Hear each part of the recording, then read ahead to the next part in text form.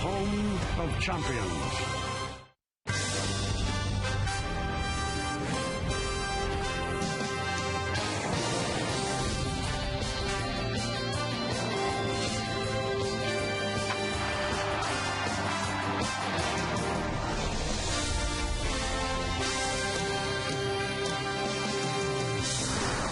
Back in 1939, July 4th, Lou Gehrig was honored at Yankee Stadium.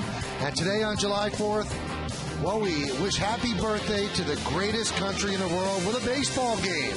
Another birthday, George Steinbrenner, his 80th, and the 7 trophies won during his reign. They are on display right outside the Yankee Museum. As today, the Yes Network presents New York Yankees baseball. It's the world champion New York Yankees against the Toronto Blue Jays in the final game of a 3-game set from Yankee Stadium in the Bronx, New York. Hello, everybody, and welcome to Yankees baseball along with Ken Singleton. I'm Michael Kay. Everybody here at the Yes Network wishes all of you a happy 4th of July. It was a happy 3rd of July for the Yankees yesterday in the 3rd inning specifically. They finally broke out of their offensive slumber. They broke out for 11 runs. Let's see how it breaks down. 15 batters, 7 hits, 11 runs scored, 5 walks, 1 hit by pitch, and it took 39 minutes, 9 runs scored in the previous 4 games of the homestand. And right in the middle of it, Kenny, was a man named Brett Gardner. Yeah, Brett Gardner indeed. The 3rd inning was a charm for the Yankees yesterday afternoon here at the big ballpark of the Bronx. And one of the big blows of the inning was off the bat of Brett Gardner. A grand slam home run, his first ever grand slam as the Yankee offense, which had been slumbering the previous games, came alive, and all the players erupted in celebration in the dugout. Now, those first 3 guys are the starting outfielders on the American League All-Star team. How does Brett Gardner actually compare with them? Look at the numbers. It's a favorable comparison. We're not saying he's an all-star, but he's pretty darn close. That's how good he's been in his first regular season as the everyday outfielder. Let's look at today's New York Lottery pitching matchup. Brandon Morrow is going to go for the Blue Jays 5-6, 4.50. And an all-star, Phil Hughes, is going to get the start for the Yankees 10-2 with a 3.58 ERA. Speaking of all-stars, who made it from the Yankees? They obviously had a lot of candidates, have the best record in baseball. When we come back on segment 2, we'll look at the Yankee All-Stars next, right here on Yes.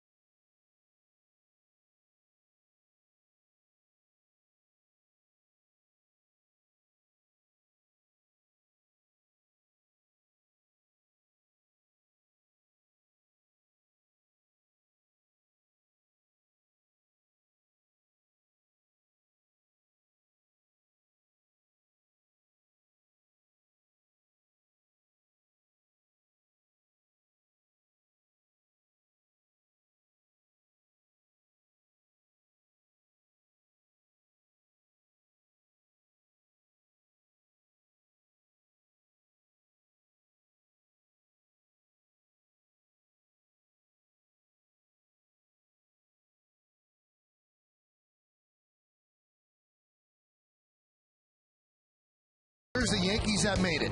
Derek Jeter and Robinson Cano are starters. They were voted in by the fans. Alex Rodriguez, his 13th All-Star appearance. Mariano Rivera, his 11th. CC Sabathia, his 4th. Phil Hughes, today's starter, his 1st. Nick Swisher makes it as one of the final 5 that can get voted in on online voting during the week. That's Ken Singleton. I'm Michael Kay. One conspicuous absence, and that's Andy Pettit, which I find kind of hard to believe. Yeah, the top winning percentage in the league, tied with teammate Phil Hughes in that regard. They've won 83% of their starts this year. So I feel that Andy Pettit's been left off, but I think one thing you have to remember, sometimes there are players, for whatever circumstances, cannot make the teams, particularly pitchers. I think Andy Pettit will be first on call. And one of the guys that is not going to make it is CC Sabathia. Yeah. He's starting on Sunday against Seattle. He wouldn't be able to pitch in the All-Star game, and it seems like Andy Pettit, who actually could start the All-Star game because starting in the middle of the week, he might slide right into that spot. Slide right in there because they thought of that this year, because somebody who's going to start on Sunday who would have a great record and would be an All-Star would be of no use to the American League or National League team because they have pitched, and that's the category that CC Sabathia is going to fall into. Now, we told you about Brett Gardner, Nick Swisher. He's going to want your votes. You know that. We'll talk about that during the game. When we come back, lineups, first pitch, baseball, next on Yes.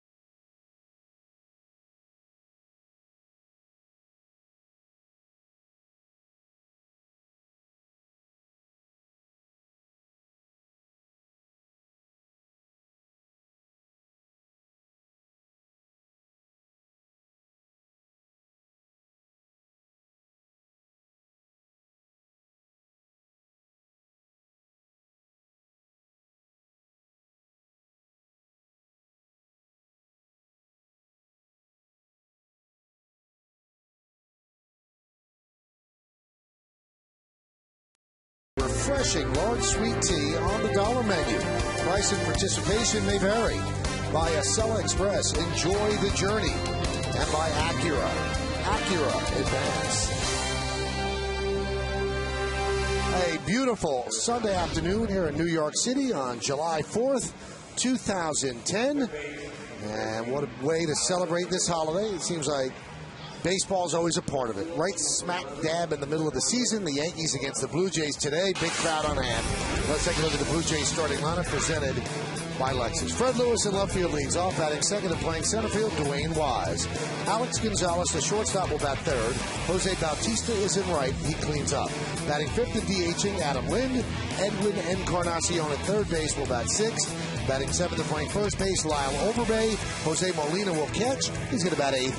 And batting ninth and playing second base, John McDonald. And on the mound for the Yankees, the all-star Phil Hughes. 24-year-old right-hander getting the start for the Yankees this afternoon, closing out this homestand. The Yankees will be flying west and take on the Oakland A's tomorrow night in Oakland. This will be his 15th start. Look at the record, 10-2. 3.58 ERA, less than a hit per inning pitch, 81 strikeouts in 81 innings. Opponents hitting just 239. Here is our scouting report on Phil Hughes this afternoon. 833 winning percentage. He and Andy Pettit, teammate Andy Pettit, are tied for the best winning percentage in the league. They are 10-2. 30 strikeouts in 36 2/3 innings against the Toronto Blue Jays in his career. But in his last start, he gave up 10 hits in the start against Seattle. That was a career high, so he's going to try and pitch much better than that this afternoon against the Toronto Blue Jays. Well, Phil Hughes knows he's going home, and he's going to pitch in the All-Star game just minutes away from where he grew up, but his mind right now is in the Bronx on that mound. So Hughes is ready. Fred Lewis in the box, and let's do it here on the 4th of July. And the first pitch is a strike, and we are underway.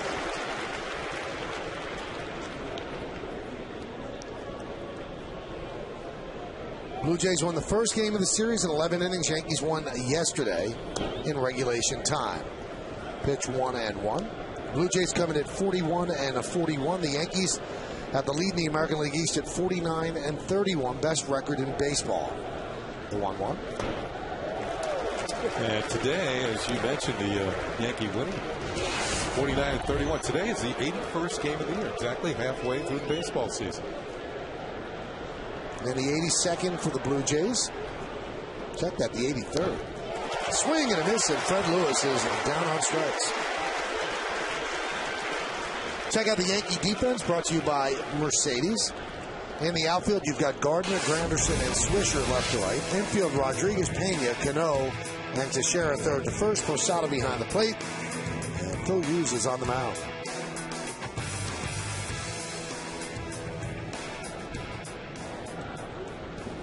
So Phil Hughes last time out had that missed start where they try to cut down his innings. And this time on his normal rest, he deals a strike to Dwayne Wise. Wise getting to start in center field this afternoon. Just a day off for Vernon Wells. No injury involved.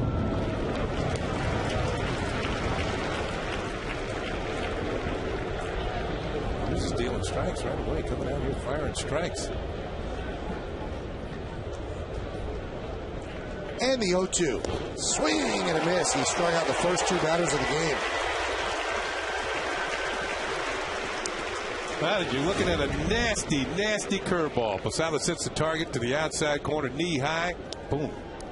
Swing and a miss by Dwayne Wise. Very good pitch. Fastball looks like it has some pop to it. Curveball has some sharp break. Good combination in the early going here.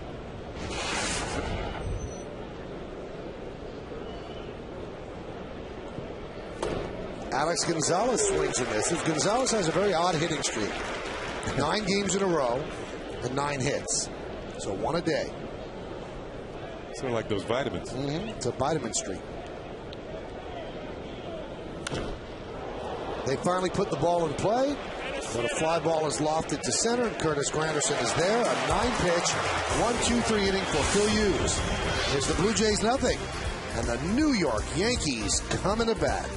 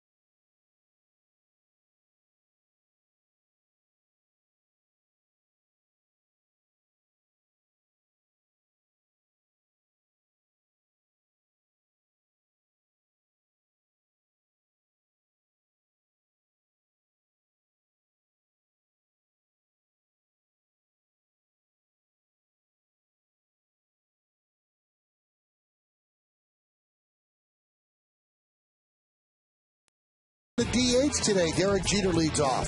Batting second and playing right field, Nick Swisher. Mark Teixeira's at first base. He'll hit third. Cleaning up and playing third base, Alex Rodriguez. Robinson Cano at second will bat fifth. Batting sixth and catching, Jorge Posada. Curtis Granderson in center field will bat seventh. The number 8 hitter, the left fielder, Brett Gardner. And Ramiro Pena gives Jeter a half day off. Pena will play short, and he's going to bat ninth. Another young right-hander on the mound. This time for the Blue Jays, it's Brandon Morrow, who is 25 years old, and this will be his 17th start, 5-6, 4.50. He can strike people out. 100 strikeouts in 90 innings, 248. The opponent's batting average. Here's the scouting report on young Mr. Morrow, who gets to start today. 20 strikeouts in his last 20 innings. He can punch people out. 44 walks. He's among the league leaders in walking people, and he has not won a ball game on the road this year. He's 0-5. Here's Derek Jeter. Jeter 3 for his last 16. And that pitch is inside. First 4 games of this homestand, the Yankee offense at 172. But yesterday, they hit 281 in that game, so a bump of over 100 points.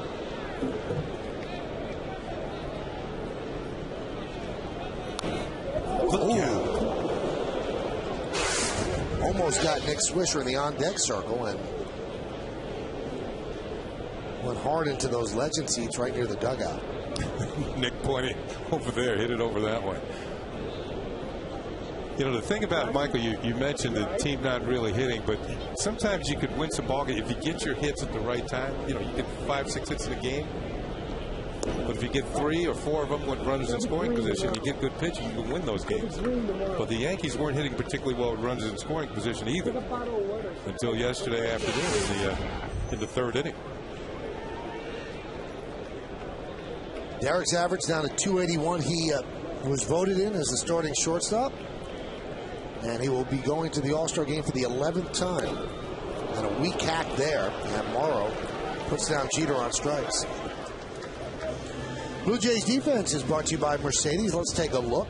Fred Lewis is in left, Dwayne Wise in center, and Jose Bautista is over at right. In the infield, Encarnacion, Gonzalez, McDonald, and Overbay third to first. Molina behind the plate. Jose Molina, he of the Yankees World Series team last year. And Brendan Morrow is on the mound. Morrow likes Molina behind the plate, with Molina catching 3-3, 2.16. And with John Buck catching 2-3, 8.81.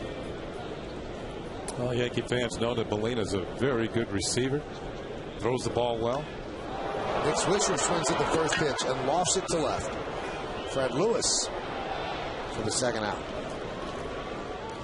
Let's look at the game time weather conditions presented by Bigelow Tea. It is a beautiful day. As you can see, not a cloud in the sky. It's 92 degrees. It doesn't seem terribly hot. 25% humidity.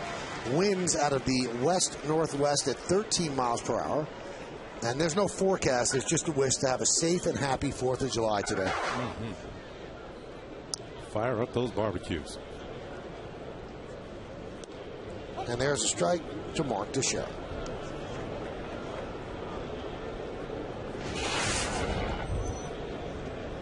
Teixeira loves the 4th of July. 11 for 22 lifetime on this date. And on this homestand so far, 6 for 17 for Teixeira. Had a big hit in that 11-run third inning. Yankees have been struggling. They hadn't been getting hits with runners in scoring position. He doubled with the bases loaded inside third. The 0-2. And the 4th of July fireworks continue for Teixeira. He's now 12 for 23 in his career.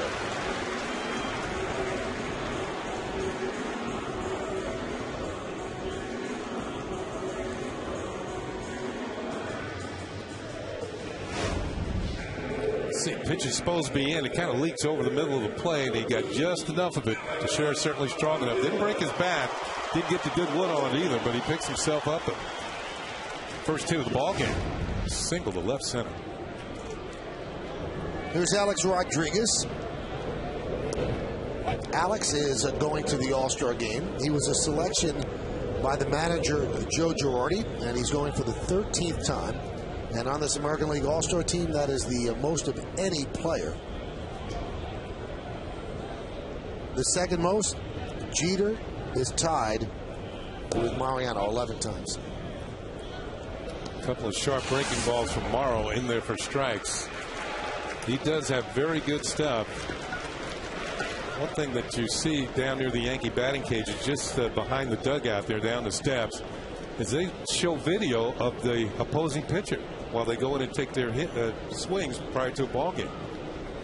So I got a good look at Morrow, and he's got good stuff. Good fastball. No swing by Alex Rodriguez. First base umpire Jerry Mills with the call. He's got a fastball and get to the mid-90s, and he's also got a very sharp breaking ball. But in his last start against Cleveland, a lot of those breaking balls are in the middle of the plate. It wasn't that he was commanding it all that well.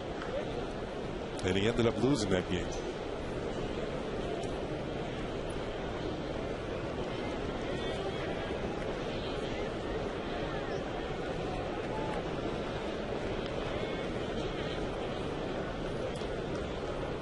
Oh-2 count on A-Rod. Swing and a miss. Morrow strikes out 2 Yankees in the first inning. And the Yankees, no runs a hit, no errors, and one man left. We've played one. Pitcher's doing well. It's no score.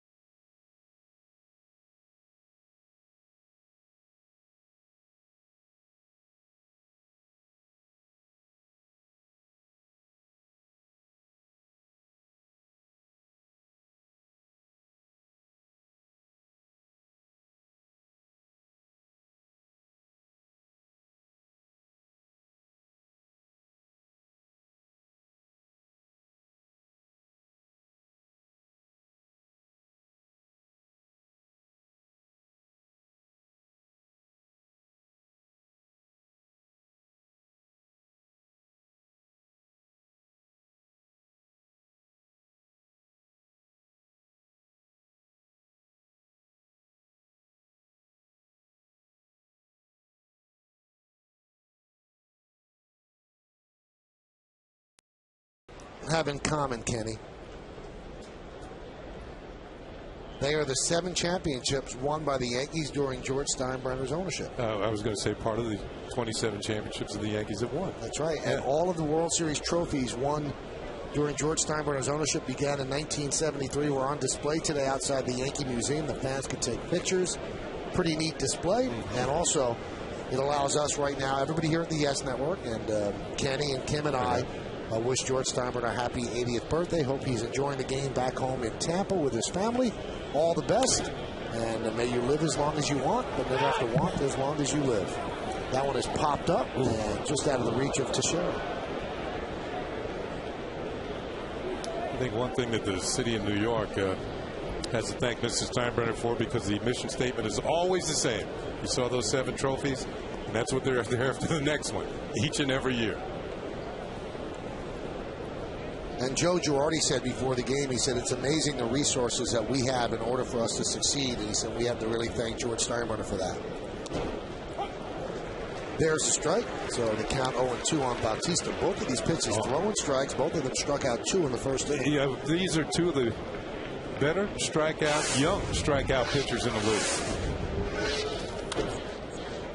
Popped up. Cano calls off Teixeira and makes the play. IOTV offers you incredible HD picture and sound. HD is free with IOTV, the official HD service provider of Yankees baseball on Yes.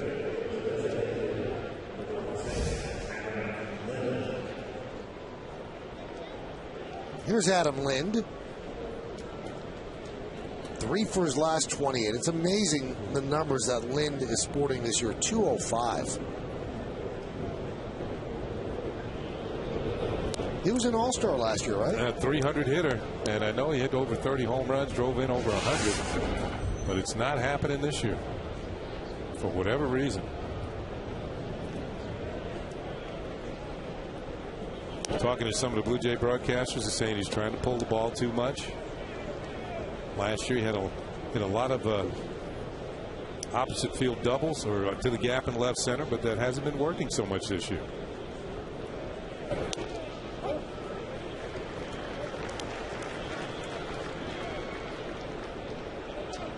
You see the difference, 16 home runs a year ago, and now 9, and 310 to 205. That's as of this point. Yeah, exactly. Count 3-1.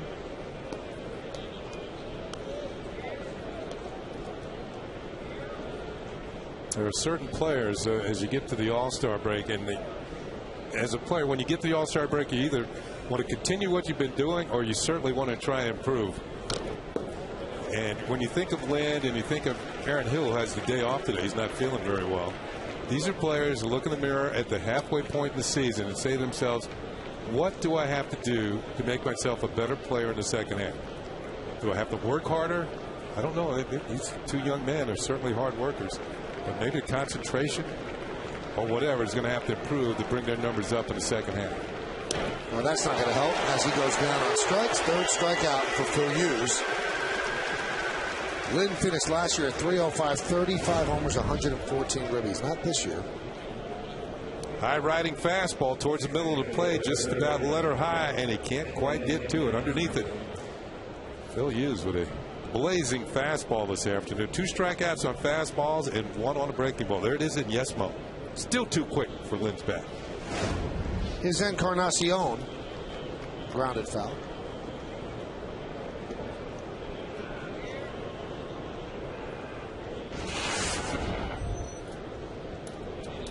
Also, when you're having a good first half, you think at the All-Star break, you know, if you've made the All-Star team, can I be even better in the second half? Can I really get it going down the stretch?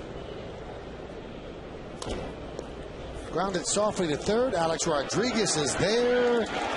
Makes the play. And 11 pitch inning, 20 total pitches for Phil Hughes. 1, 2, 3, 1, 2, 3. We go to the bottom of the second. No score.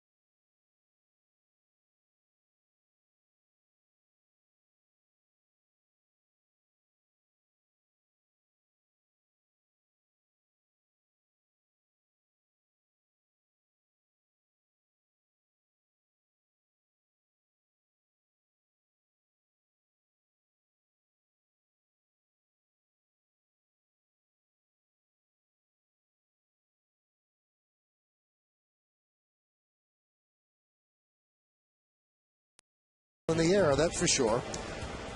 3 games against Oakland, Monday, Tuesday, and Wednesday as the Yankees hit the West Coast, and then 4 games against Seattle, 3 night games in that 1 afternoon game, and then the All-Star break. Yankees come home, and then the Tampa Bay Rays come in. Saturday is a Fox game, but we have Old Timers game, Old Timers Day ceremonies in the game starting at 2, right here on Yes. So let me ask you, Michael, you going to stay up late and watch those games from the West Coast? I'll put it on, sure. All right, thanks. I mean, I'm a big Kent Singleton and John Flaherty fan. All right, we appreciate it. We hope all of you out there right now listening or watching the game will stay up late as well. Can he get very lonely if he does a game and doesn't think a lot of people aren't watching? That one's fouled away by Cano. Now, Robinson Cano is an all-star. Mm-hmm. It's his first start. It's his second selection. But obviously that's a big deal for Robinson. I think the first time he was selected, he was injured and couldn't play, and Jose Lopez of the Mariners took over for him.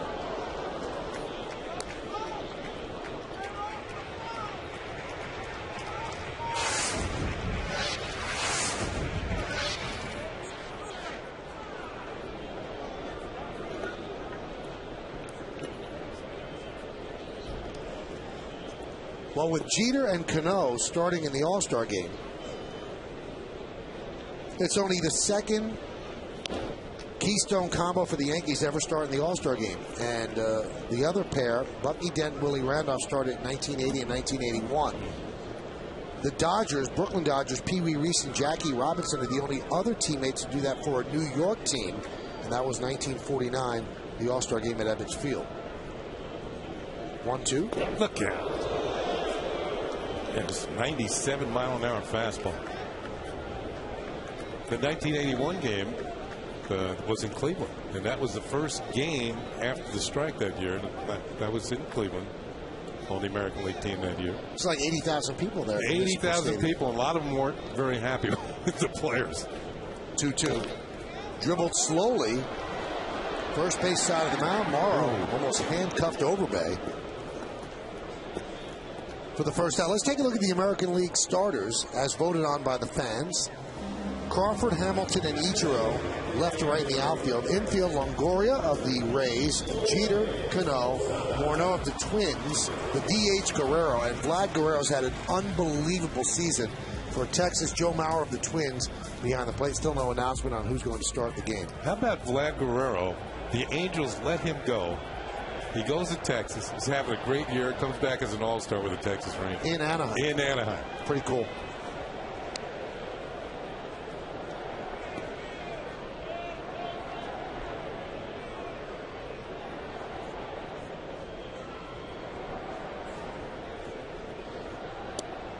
Losada, breaking ball strike. Yeah, one thing the Yankee hitter is going to learn facing Morrow here, and they saw him up in Toronto, and he pitched pretty well in that particular contest, but you have to tune it up a notch or two with his fastball.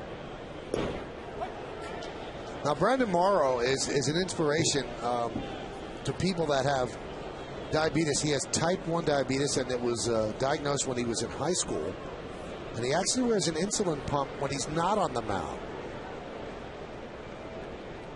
Now, he could do that. He's elected not to. He has to monitor his blood levels throughout the game. Actually administer insulin shots so he has the right ratio and things like that.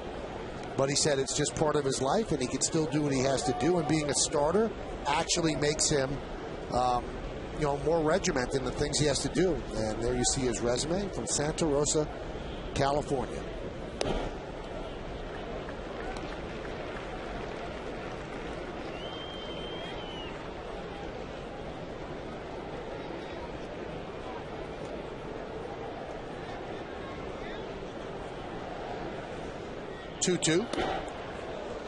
Morrow faced the Yankees on June 6th. He went 7 innings, 4 hits, a run, a walk, and 8 strikeouts. Didn't get a decision in that game.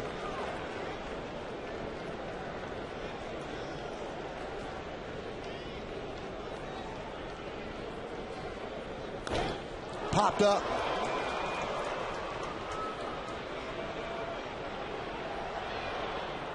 Now you'll see the Yankees and the Blue Jays, but I don't see any blue in the Blue Jay cap.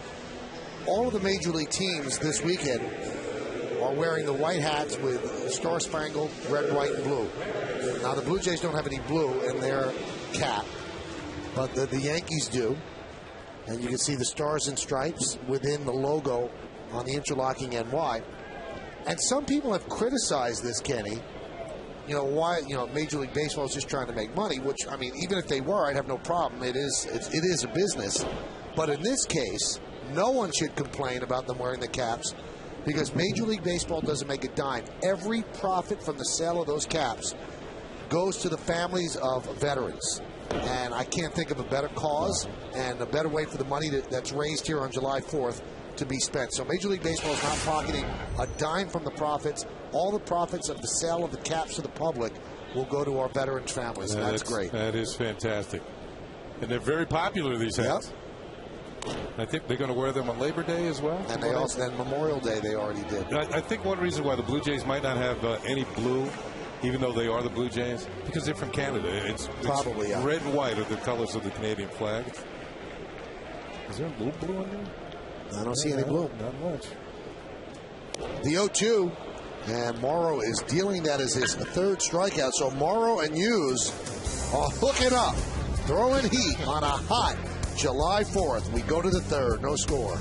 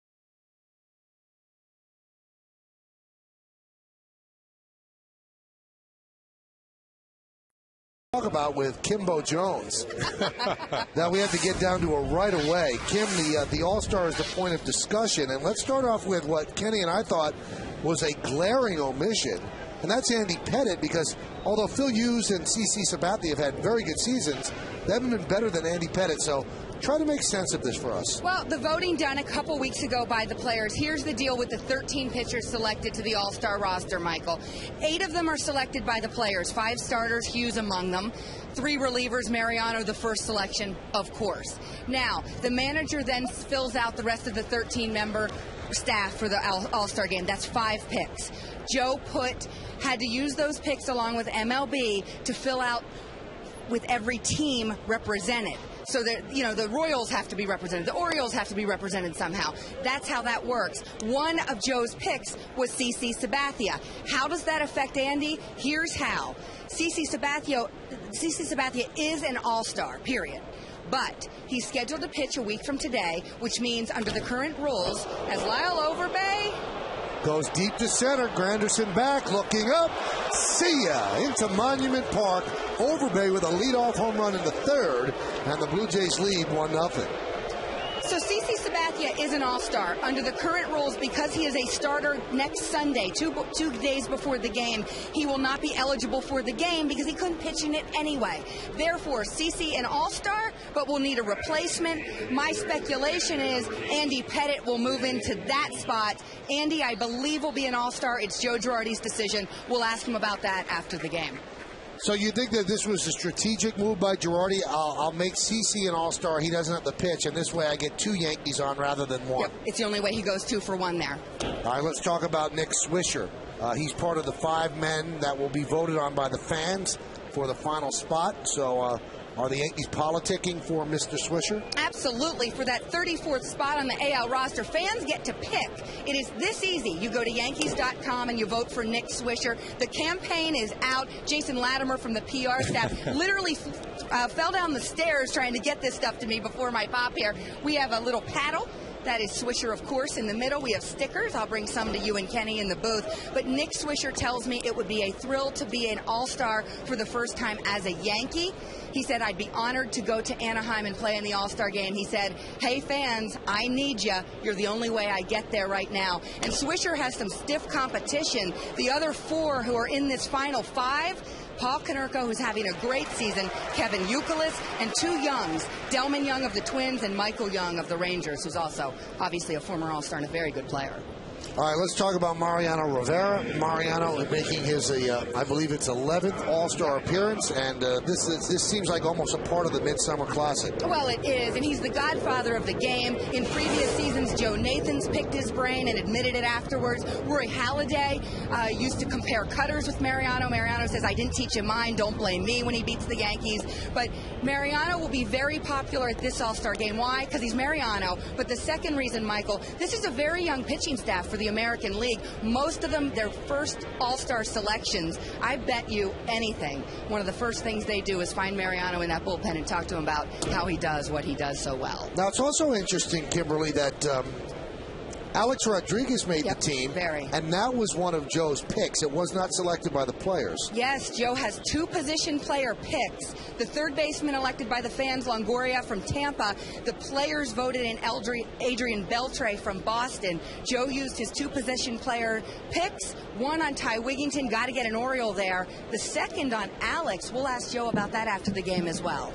Well, Joe might have explained it before the game because he said if he's going to be close on somebody, he's going to err on the side of his team because he's got to have that guy with him the rest of the year, and he also knows that guy the best. And I know for a fact, Kim, that this meant a lot to Alex. He loves California, and he loves being on the spotlight of the All-Star team. I think he would have been very, very disappointed. Now, his average and his power numbers aren't great, but his RBIs, he's up there in the top 5. Yeah, I still find all of this fascinating. The players actually voted in Beltre, for instance, but since Longoria won the fan vote, he obviously goes as the fan's choice. Beltre then goes, obviously, as the player's choice. You break down these numbers, you know I absolutely love it. Hughes, by the way, was the 3rd pitcher selected behind David Price and Clay Buchholz. As I mentioned, Mariano, the 1st reliever selected, as it should be. All right, and finally, you've got a keystone combination of Yankees as John McDonald walks with 1 out. It's Cano and Jeter together, and only Bucky Dent and Willie Randolph have ever done that for the Yankees. What does it mean to these 2 guys to be playing together in Anaheim? Well, from the captain, we'll find out afterwards. I approached him a couple days ago, and he said, do you really want to jinx my All-Star vote? And I walked away. Now, with Cano, he was more willing. Today I saw him, and he was certainly willing to talk about it. He said, it's such an honor. He said, I get to play beside Jeter every day, and now to do it in the All-Star game is just terrific. In 06, he was voted into the game, couldn't play because of that hamstring, and was so disappointed. And now he actually gets to go out there and play. And by the way, Michael, Robbie Cano told me today that he watched our encore last night and saw in our trivia question just how rare it is that middle infielders from the same team start an All-Star game. So he was even more impressed after he saw that. Well, I'm impressed that on a Saturday night, Robbie was watching our encore and not out, maybe having dinner. He's getting ready for a day game. That shows me something. Who wasn't watching our encore? Come on. Kenny, were you watching? I saw part of it. See? Really? Yeah, my family's in town. I had to go out to dinner. We had to feed those kids. Now, Kimbo, it seems like, are you a little fearful when Jeter says the jinx stuff? You just walked away. You didn't even want to engage him at all? I was really confident in the vote. He was so far ahead. But there was a moment where I thought to myself, if this does happen somehow, He'd never I am you. absolutely done. Forever. I'd have to quit. But here's the other thing for Jeter, by the way. I'll ask him about this after the game. If the National League's winning in the 8th inning, say 3-2, you think that rally monkey's on the scoreboard? I would think it probably is. Yeah, I think so, too. And he loves the rally monkey. Jeter does. Yes, absolutely. Who doesn't? A font of information. Wouldn't you agree, Kenny? Unbelievable. And I have one more for you. Oh, Michael. really? We were ready to send you away. But what else do you have? I got a little perspiration on the side of the brow here, I got to admit. Heat index right now, 115. It was 110 yesterday, way hotter today, 115. Well, maybe it's that sticker on your shirt that's making you hotter. Whatever. We'll see you later. Thank you. All right, that's Kimberly Jones, and she'll be with us at the postgame. So a quick trip by Dave Island as Hughes looked so great in the first 2 innings. It serves up the home run to Overbay and then the walk to McDonald, now 2-0 on Lewis. And whatever Island said worked as he throws a strike. Yeah, Overbay's was not a cheapie. Straightaway center field. Out towards the monuments.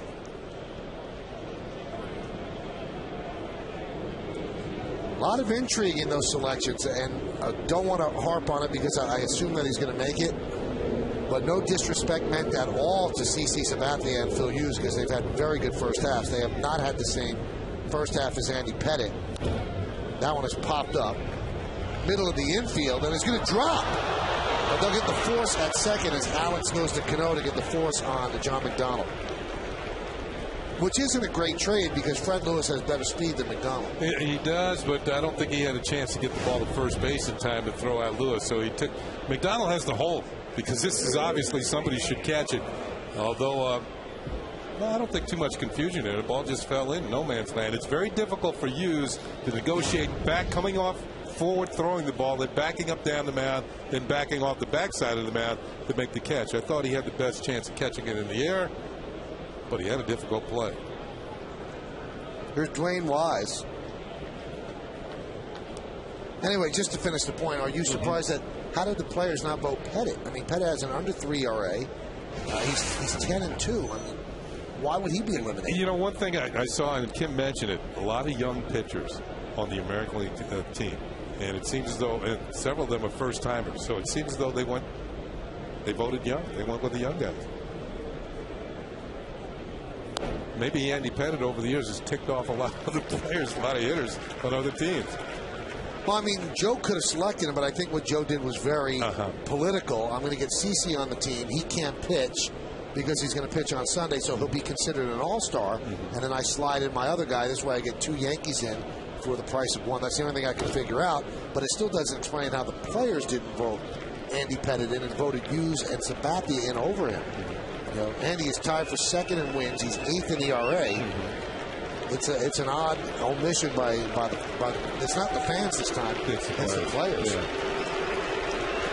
You know, I am happy though that all facets of the game, like the manager gets to pick, the players have some picks, and the fans have some picks. So everybody should be happy with what happens. The 0-2 in the dirt, going to second was Lewis. He was running anyway, so that's a stolen base. And we'll also talk about this a little later on very quickly. I know a lot of fans, and you'll see Lewis take off. A lot of fans were wondering. Steven Strasburg of the Nationals did not make the National League team, and I don't think he should have, not with the body of work that he has. He's been very good, but 6-7 starts, while other people have had 15, 16 starts, I don't think it would be fair to eliminate somebody else. And Charlie Manuel of the National League did not select Strasburg. I agree with that. I think there have been players or pitchers in particular who have been on longer. It's time for the Toyota text poll, and today's question is, should Steven Strasburg be an all-star? Now, he's not, but how do you vote? You can text us at 58772. Standard text messaging rates apply. 1 is yes, 2 is no. Hey, he didn't pitch that great against the Mets yesterday. No, I didn't. I would say no, as I was trying to say that a lot of other guys have pitched 100 innings or so and are more deserving. You know, as good as he is, he's going to make all-star teams in the future. I think Fox, which is broadcasting the game, would like to have him on because it probably gets some eyeballs to the set. But if the game counts, well, then it can't be a carnival. Swing and a miss, and Wise down on strikes for the second time.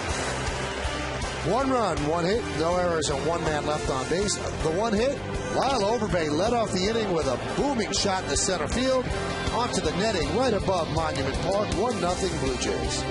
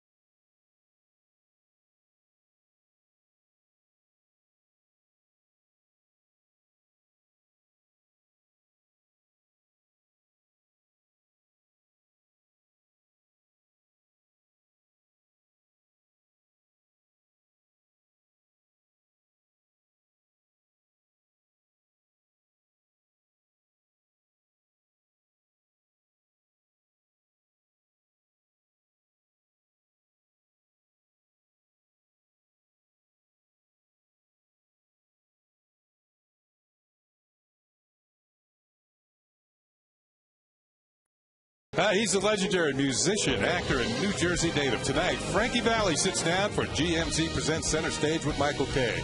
From his chart-topping days with the Four Seasons to his recent cameos on the hottest TV shows, Frankie Valli discusses his legendary career on Center Stage tonight at 8, only on Yes. Oh, what a night. Big girls don't cry. Sometimes they do. Yeah. We go to the bottom of the third inning. Here is Brett Gardner. A big day for him yesterday with that grand slam in the 11-run third inning. And the pitch to Gardner is upstairs. Now, one thing that Kim did not mention in her report about the Swisher voting and the voting for the final 5 players that are up there for one spot, the voting ends at 4 p.m. on Thursday, and the voting can be done at MLB.com or Yankees.com, whichever one you want to vote for. The Yankees have very quickly put together a little politicking. Nick has already put together a video that they're running on the screen between innings. That was cool. He's standing there with a surfboard and a summer shirt saying, "I want to go to California." Nick's the guy that's going to, I'm sure, politic for that. You know, several of the other players who are involved in that online voting, though, I think they have a slight advantage over Nick because some of their teams are going to be home during the course of this upcoming week before the All-Star game. And those teams are certainly going to use their ballpark to promote their players. A Gardnerian hit as he goes the other way. Now, we go back in the archives to the Coors Light Cold Hard Blast. Not that far back, Kenny, just to the third inning yesterday. Oh, it's still very cold, though. Certainly cold to Ricky Romero. A grand slam home run. Romero served it up in the third inning. First ever grand slam for Brett Gardner. Well, Hughes faltered just a bit in the third, so now will Morrow falter as Ramiro Pena is up. He's really been struggling. Will they have him bunt here, or will he just stay there and let Gardner go? Now, Molina, 16 base runners have attempted to steal against him. He's caught 10 of them. That's well, Yankee fans remember his throwing arm and his ability to throw runners out. Gardner was going the pitch out, and then he heads back. He was going on the first move. A lot of things happened on this play. He was going. I believe Overbay yelled, "Step off." The pitch is a pitch out anyway. So even though Gardner did not go, he might have actually benefited by not going because there was a pitch out on. Now, would they ever pitch out 2 times in a row? Teams do it. Maybe not with a guy who's walked 44 batters this year and just walked 1. Snap throw to first, and scampering back is Gardner.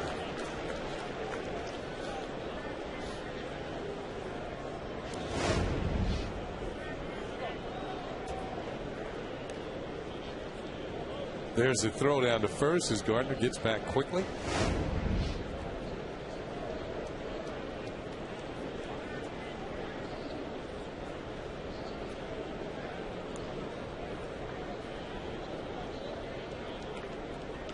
I think they threw pitching out. There was a strike. One thing that helps Pena in this situation, he can expect the fastball. Molina's going to want the ball as quickly as possible. And sometimes a pitcher will yank a breaking ball into the dirt, almost no chance to throw out somebody with the speed of Gardner. So if you're up there hitting now, you're looking for the heat.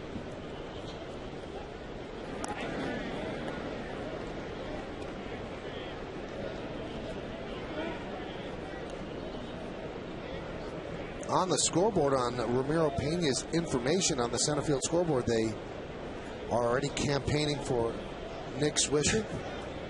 Maybe Ramiro is. Swing and a foul tip as Gardner was going. Probably had the base stolen.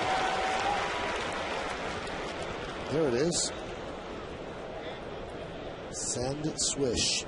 You know, I talked to Swisher before the game, Kenny. He said, "I'll do anything to go. I don't care how I go. If I get there, that would be great." Some players would not want to take part in it, but Nick is very lighthearted and he has fun, and he does want to go to the All-Star game. Well, he hasn't been to one yet. Yeah. And when you experience one, you want to go time and time again.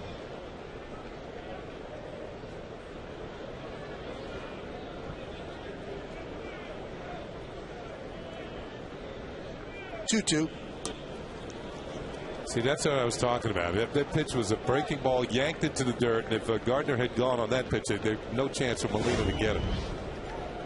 So that's why when you're up there hitting, you're looking for fastball. With a speedy base runner aboard. Just to keep it in front of him or near him. Good job by Molina. Well, now the count's 3-2. You got to expect Gardner to be on the move.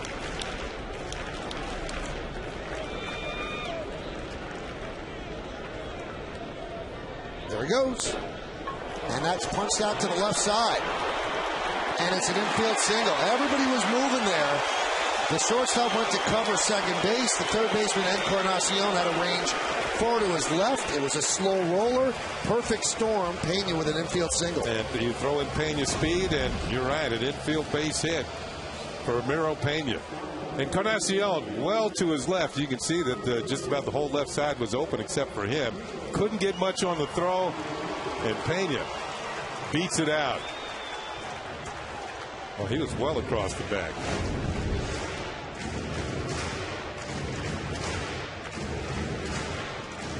Plenty of speed on the bases, and now speed at the plate.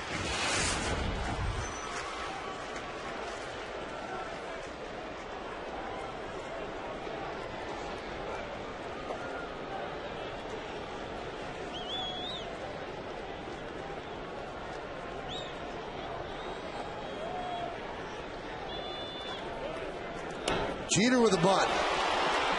They're going to go to third. They don't make the play. Overbay got very greedy with the speedy Gardner. So Jeter's going to reach. Bases loaded, nobody out. Well, one thing you got to know who's running. And one of the fastest runners in the league. Overbay took a chance. He did get to the ball quickly, and maybe he would have had it out with an average runner at second. But this is one of the fastest runners in the league, and you can see that Gardner is obviously safe at third base. And now the Yankees have the bases loaded and nobody out. Poor decision by Overbay. Now, Jeter's going to get a sacrifice and reaches on a fielder's choice. Pretty good bunt. Overbay immediately goes to third and does not get Brett Gardner. Here's Nick Swisher. Swisher put the first pitch in play in the first inning, hit a fly ball to left. Only the 33rd time all year that he did that. Usually works the count and takes pitches. Talking to Nick before the game as Mauro Molina are talking things over on the mound. Nick was saying that he hadn't been swinging the bat particularly well left-handed lately, so he'd like to get something going left-handed.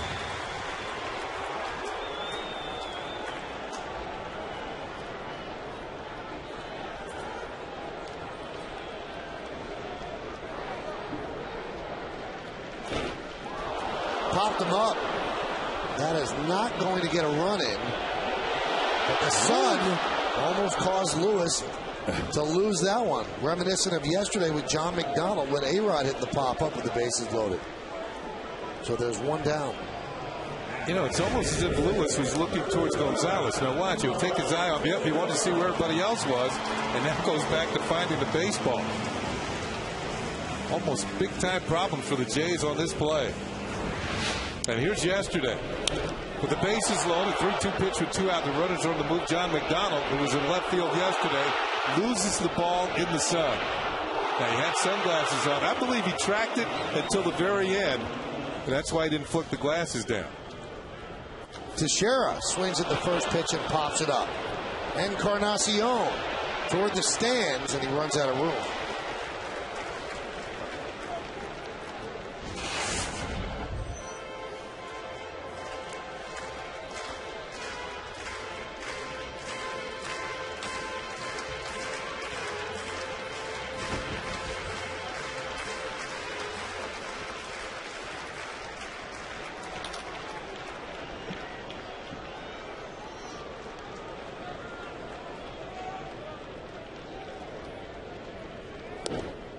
Missed outside. So Morrow trying to escape a sticky jam here. Bases loaded, nobody out. Now it's bases loaded, one out.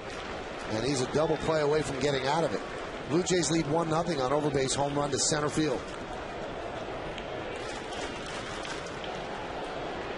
Third inning was a big inning yesterday. Yankees would like it to be again, but Teixeira swings and misses to make it 1-2.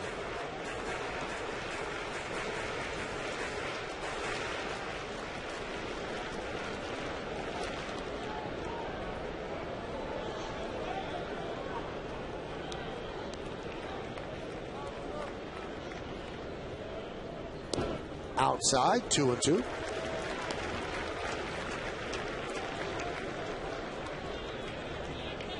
A-Rod is on deck. The Yankees have seen Morrow 9 times, 3 starts and 6 relief appearances, and Morrow 1-0, 3.13 against them.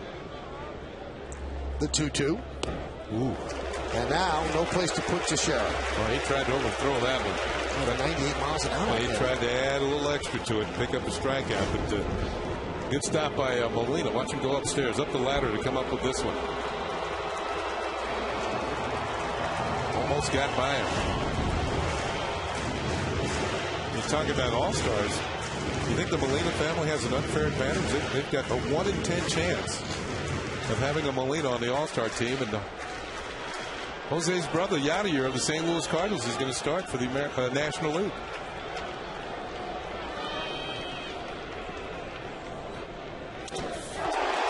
Fly ball, right field. Bautista is there.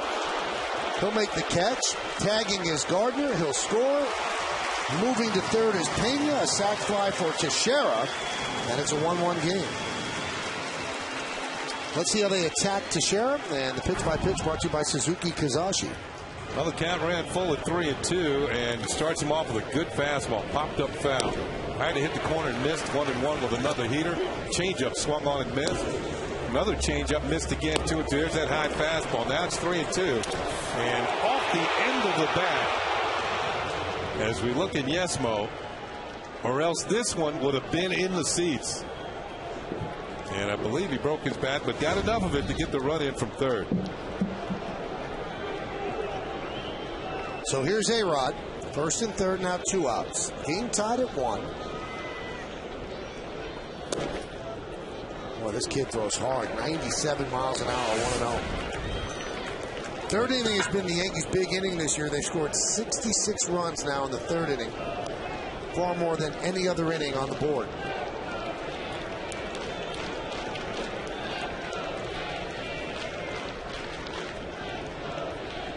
Look out. That was a breaking ball with no bite. He was not throwing it, Alex. He almost bit A-Rod. Target's low and away, as you can see, but man. Wow. Right at his noggin. Goodness. When you're laying in the dirt there, you're counting all your fingers and toes, and you know, you're more scared than anything else, but you got to get back up there and get back in there. And you're trying to pull the trigger on a 98 mile an hour fastball, so you're waiting. The 2-0. Well, he's lost it this inning. Having trouble from the stretch. We've seen pitches all over the map in this inning. There's pitching coach Bruce Walton looking on.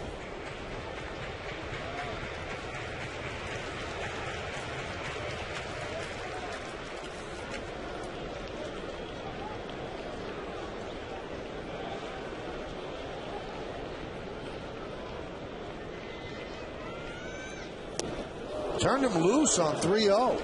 Swings through a 97 mile an hour fastball. Trying to catch him speeding. Pitch was toward the middle, maybe up just a hair for A-Rod. Good swing at it, though.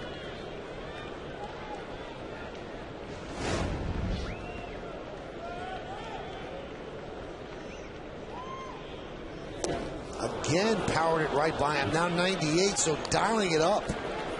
Count 3-2. Yeah, Morrow is a strikeout pitcher. You can see why the Mariners made him a #1 draft pick back in 2006. And you can also see why the Blue Jays wanted him in the trade. They sent Brandon Lee to Seattle to get him, another hard thrower. Runner will go from first. Fouled off a 98 mile an hour offering. A-Rod struck out in the first inning. This is a spot, Kenny. If he drops in a breaking ball, he strikes him out because he's dialed up. Yeah, but right now in this particular inning, Morrow hasn't had much control this inning. He's been kind of all over it. Yeah, you're right. I agree with you. He'll lock him up if he throws a breaking ball. But they want the fastball away. 3-2. Line. Base hit to left field. Scoring is Pena. Jeter moves to second. Alex Rodriguez with an RBI single. And the Yankees lead 2-1, and A-Rod has now driven in a run in 10 of his last 12 games. That's his 62nd ribby. That's a big league at bat. Morrow against A-Rod. Yeah, he finally caught up to a fastball. You can see this one was not away. The target was away, but it was on the inner third, and A-Rod was quick. Trusting his hands to get the barrel of the bat to the ball, and a solid line drive to left field. He gives the Yankees the lead. Knocks in Pena from third base.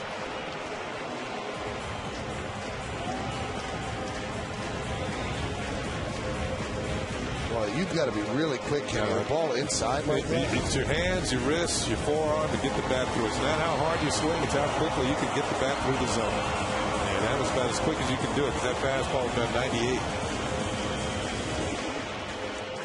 So Bruce Walton goes out and talks with Morrow. No action right now in the Blue Jay bullpen. Yankees lead 2-1. So we are in the bottom of the third inning, and here is Robinson Cano. Tapped to the first base side of the mound. That was in the second inning, so he's 0 for 1. Robinson is 3 for his last 16 and 1 for his last 11, so a little bit of a slump.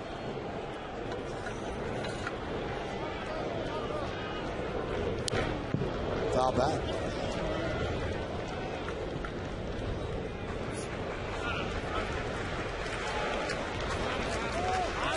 Morrow struggles with men on base. Entering today with a man on base, opponents at 291 against him. 216 with the bases empty. Something about working out of the stretch.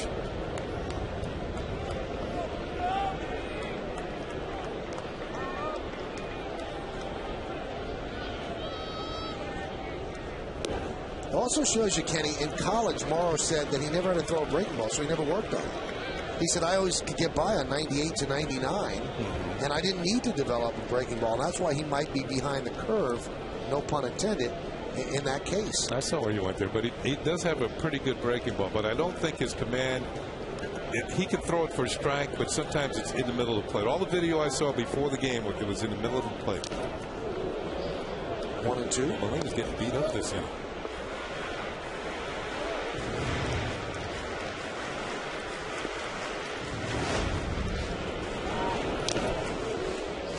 Fans might remember that recently Victor Martinez of the Red Sox fouled just like this, foul ball, but more off of his thumb, and fractured the thumb is on the disabled list.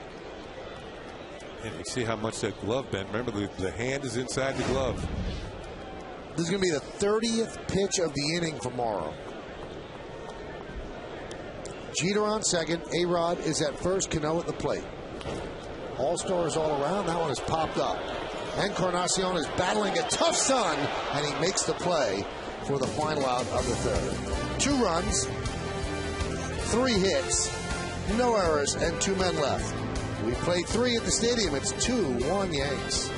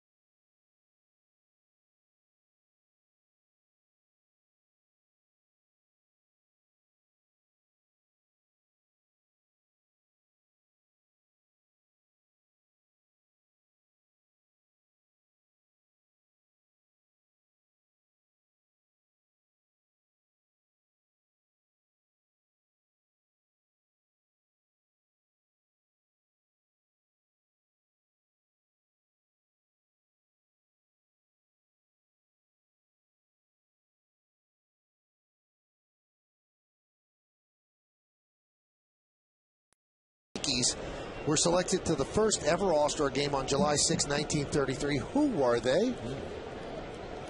We find that out in the bottom of the fourth. 6 Yankees were selected today, but only Phil Hughes, a first-timer. Yankees up 2-1. Here is Alex Gonzalez.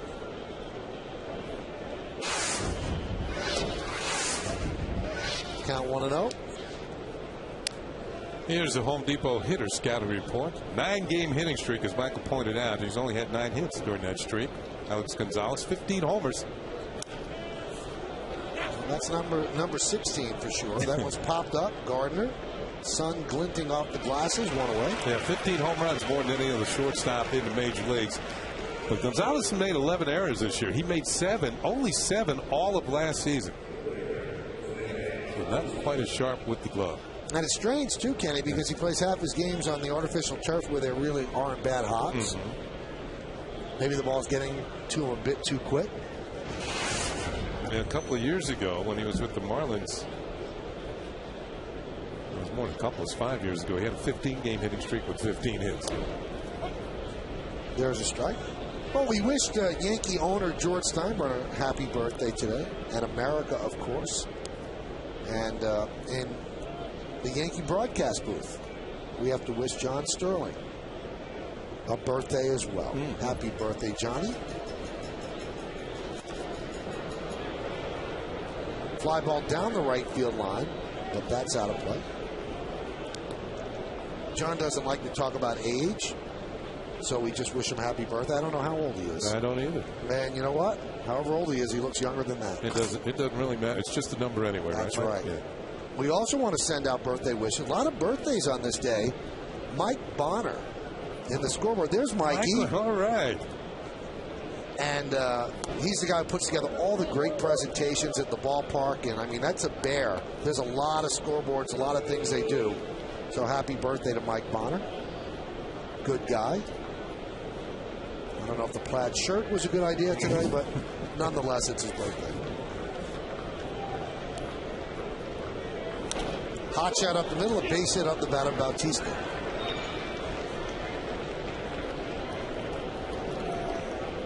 Hey, stay tuned during the 6th inning for a message from our friends at Miller High Life with a sneak peek at how we can give returning vets a piece of the high life.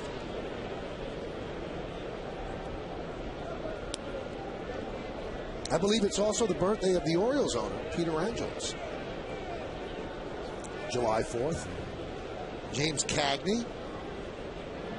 Al Davis, the owner of the Oakland Raiders.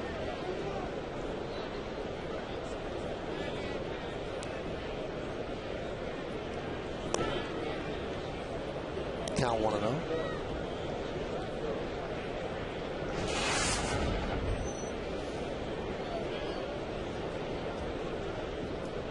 Lynch struck out his first time up. He's 13 for his last 92.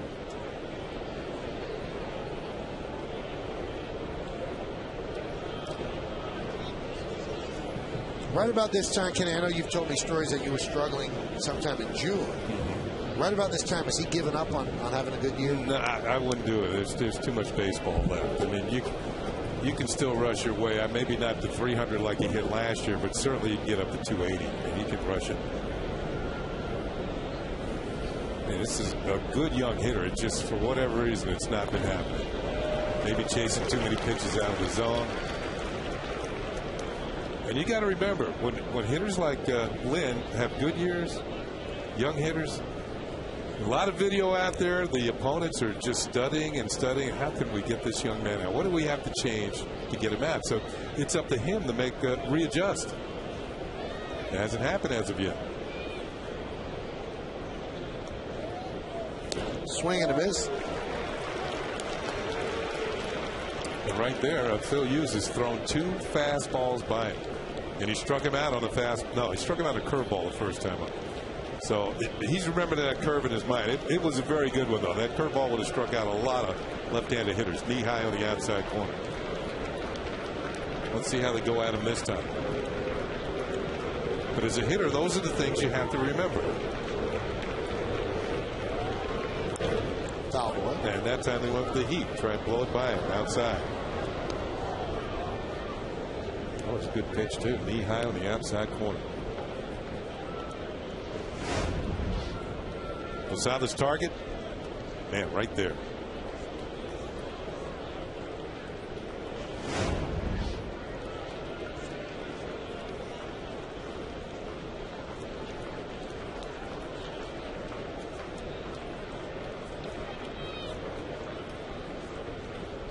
The 1-2.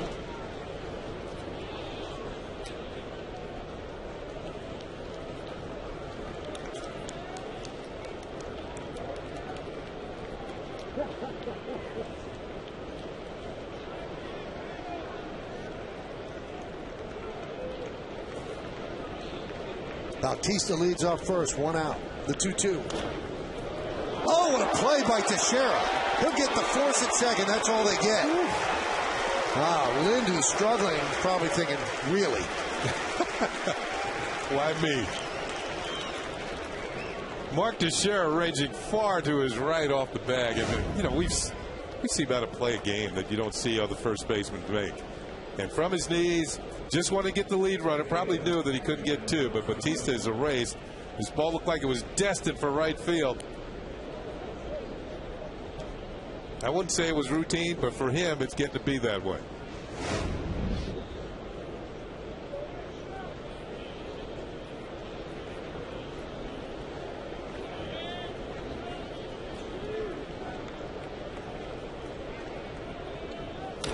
Look out!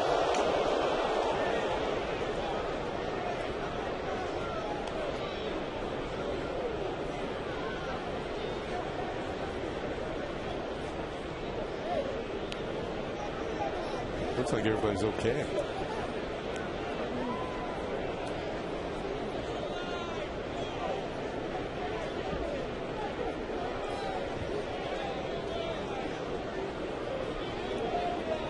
Man.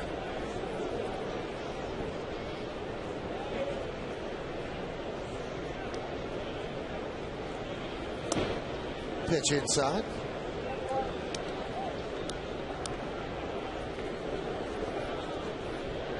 Hughes has now allowed at least 1 home run in 4 straight starts, and that's something he wants to correct. But all of the home runs he's given up have been at home.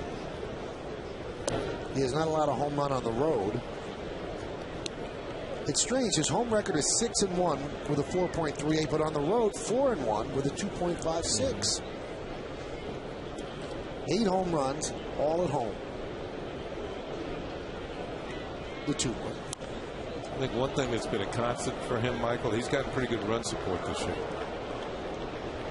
I think he's among the league leaders in that category. And for a portion of the first half of the season, he was in the league lead as far as the run support that the Yankee bats gave him.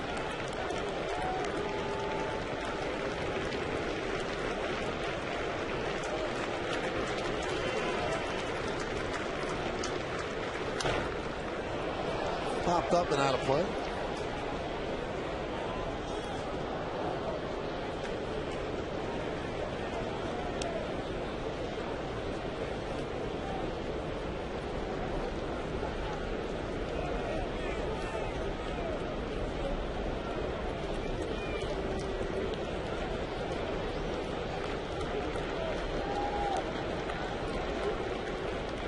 Swing and a miss. He struck him out on a breaking ball.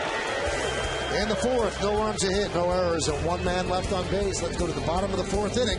Yankees lead the Blue Jays 2-1 on this Independence Day. You're watching Yankees baseball right here on the Yes Network.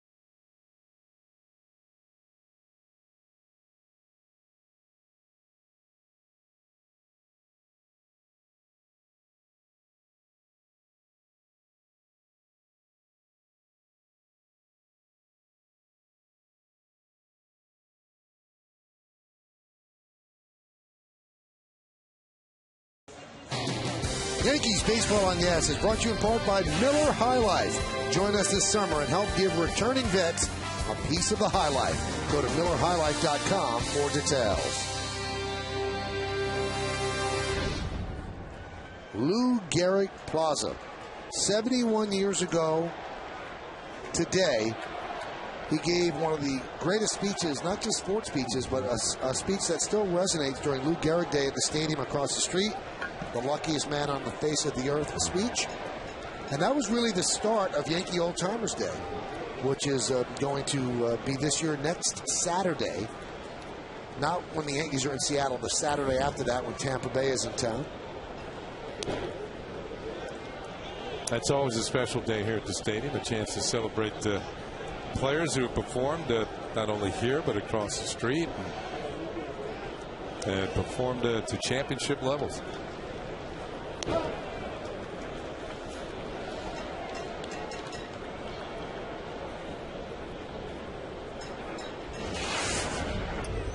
It's a big chance to review Yankee history for some of the youngsters who come out here and hadn't seen some of the Yankee greats of the past. It's like a living, breathing history, not just on the pages, but on the field. The 2-0. 3-0 to Posada. It's a chance for moms and dads and grandmas and granddads to pass along to their grandchildren the memories of yesterday. Or yesteryear. 3-0. Oh, that's right.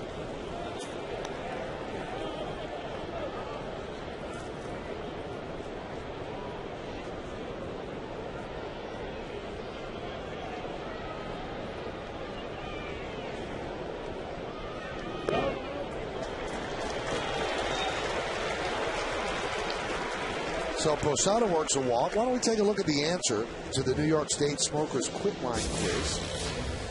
6 Yankees were selected to the first ever All-Star game on July 6, 1933. Who were they? Babe Ruth and Lou Gehrig, I guess, were 2. Well, Babe Ruth hit the first home run. Ben Chapman, Bill Dickey, Lou Gehrig, Lefty Gomez, Tony Lazzari, and Babe Ruth. That's pretty nice. Those are some big league names. That game was played at Old Comiskey in Chicago.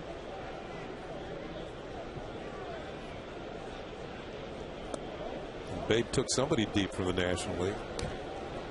It's only right. Or in his case, left.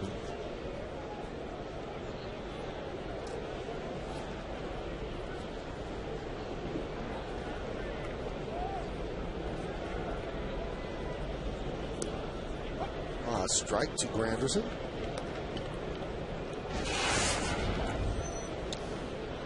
Granderson 3 for 18 on the homestand, trying to put something together. Not the first season that he wanted, although it hasn't hurt the Yankees. He was out close to a month with a groin injury. Still trying to find a stroke. Fouled away. Hey, we didn't even mention, it was mentioned on the pregame show, but the Yankees have Marcus Thames back on their active roster, was out with a hamstring pull, and Chad Hoffman, who did a nice job and made a very good play in the field yesterday. He was sent back down to Scranton Wilkes-Barre, but you have a feeling he'll be back at some point. There's Marcus.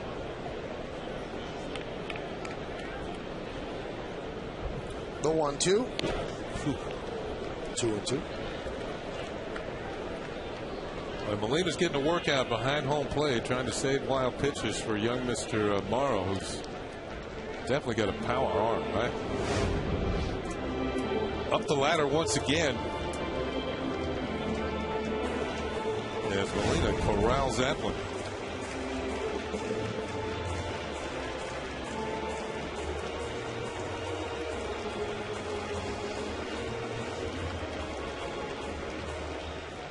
Jose Molina's brother, Benji, who was with the Giants, got traded to Texas. The Yankees are going to be playing the Rangers pretty soon here. So now 2 Molina brothers in the American League. Soft ground ball to second. They could turn 2. There's 1. Not in time. They took a little bit too slow in the transfer. Something was going on. The timing was off between McDonald and Gonzalez. And they did get the force at second. But the delay in the throw to first, I thought this might be a double play. Now watch. There's the flip. That's too many steps. Too many steps, and you know what? He barely got the bag at second coming across it. There's the flip. You think this flip was too soft? I don't know. They just didn't have the timing right. So it'll go as a fielder's choice. Usually works with Aaron Hill, but John McDonald at second. Yeah, Hill not feeling well today. Well, the Yankees certainly will take that exchange speed-wise. Posada not fast. Granderson is.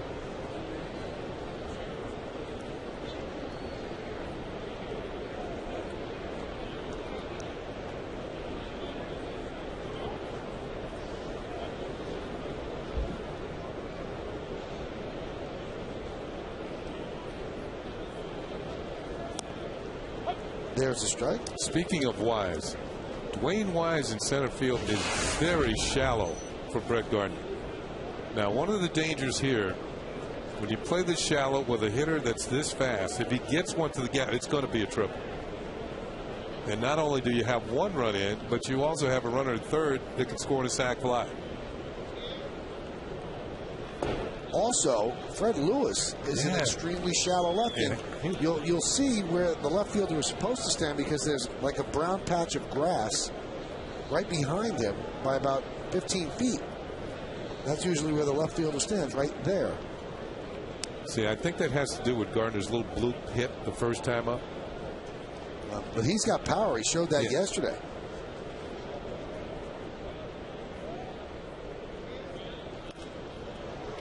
Pop that up. And it makes the dugout out of play. That's how shallow he is compared to the worn out spot there. Yeah, there it is.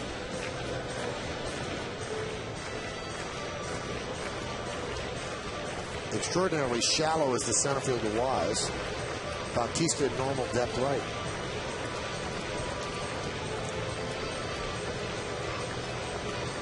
Well, after over his last 26 games, Gardner's hitting .387, scored 16 runs, drove in 12.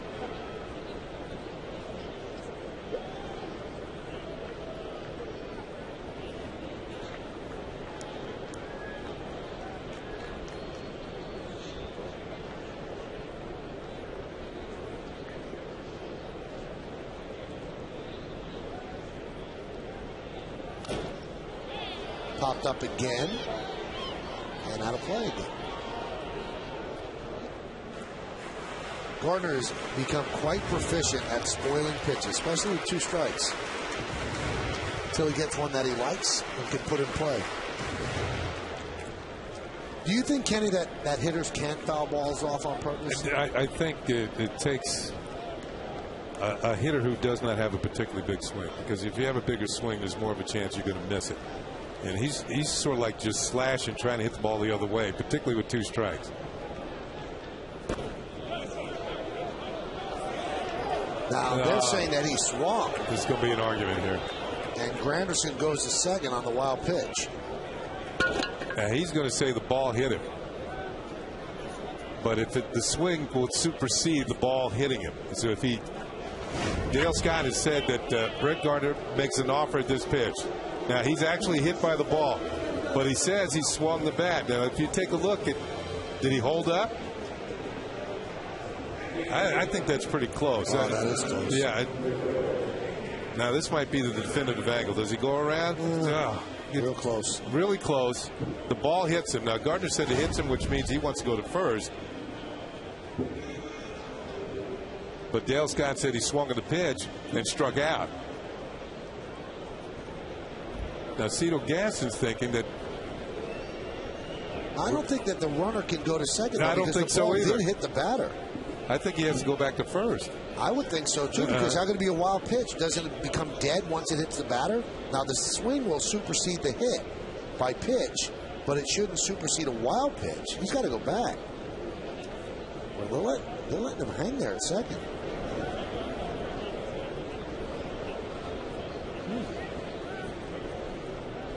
Now Molina's saying, well, how could I have blocked the ball if it hit the batter? And that's a good argument. Yeah, I think it is too, because this rule is in place. If you swing and miss, and you think about running to first base with 2 strikes and the ball hits you, you can't go. You're out. The runners can't advance either. And that's to keep hitters from just kicking the ball away from the catcher. There's the what was called a 3rd strike, but they're going to let Granderson, I should say, go to second. Now, how's he go to second? I guess it's got to be on the wild pitch, but how could there be a wild pitch if it hit the batter? It's as if Molina doesn't have a fair chance to get the ball. Well, Gaston came out to talk about it, and he was satisfied with their explanation.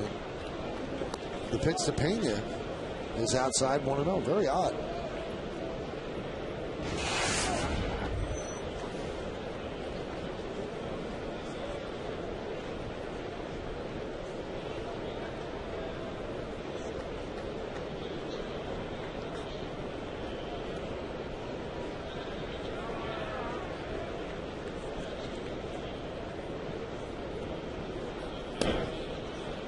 Count 2-0.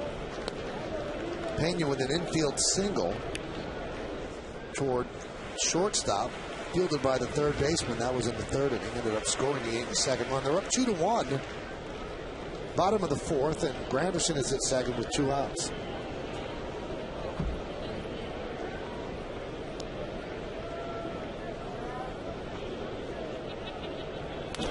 Ground ball up the middle, off the glove of a diving Gonzalez, trickling into center field. Granderson will score.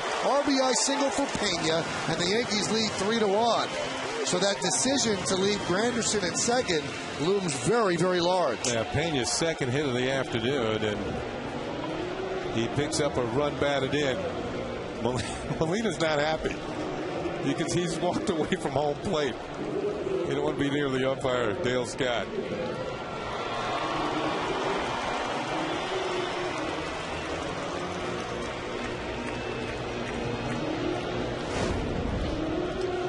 Here's a hit by Ramiro Pena. And Pena comes up with his 9th run batted in of the season. Ball just off the glove of a diving Alex Gonzalez.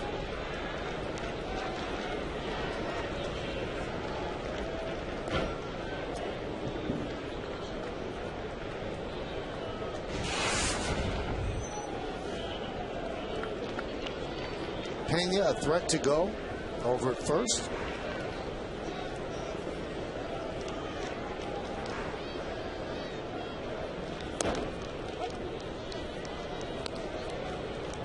Count 0-1.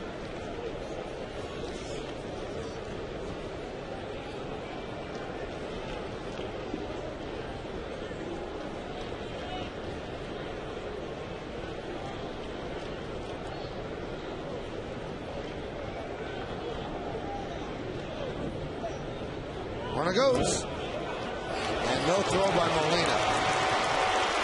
Could not handle the ball. A stolen base for Pena. Trying to be a little extra quick, and the transfer from glove to hand was not successful. Breaking ball in the dirt. Yeah, that's going to be a tough pitch to throw somebody out on anyway. We talked about you're usually getting fastballs when you're up there with a stolen base threat aboard, and the breaking ball in the dirt pays off for the Yankees. Pena with his 3rd stolen base of the year. He's yet to be caught.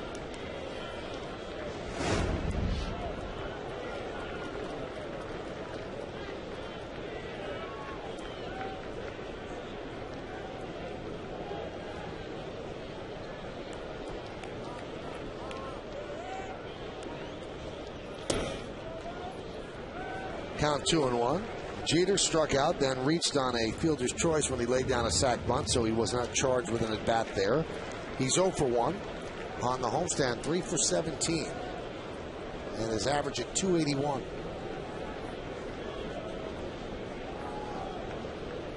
The 2-1. And it's 2-2.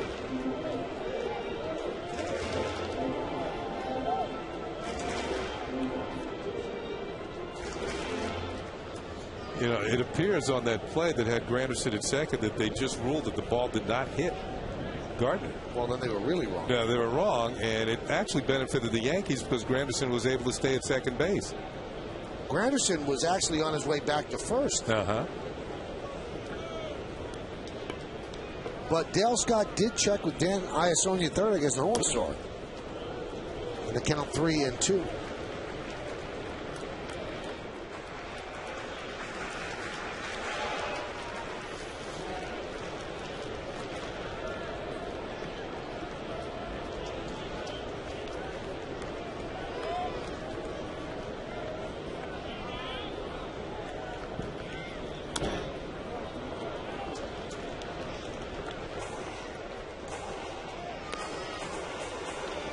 The Yankees have run the pitch count up there for Morrow.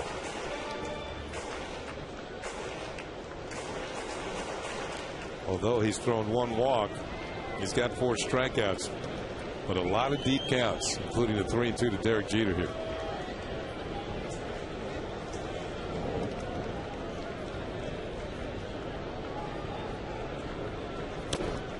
Swing and a foul tip held on to by Molina, and that will do it. But the Yankees get a run on 1 hit, no errors, and 1 man left on base. We played 4. It's 3-1 Yanks.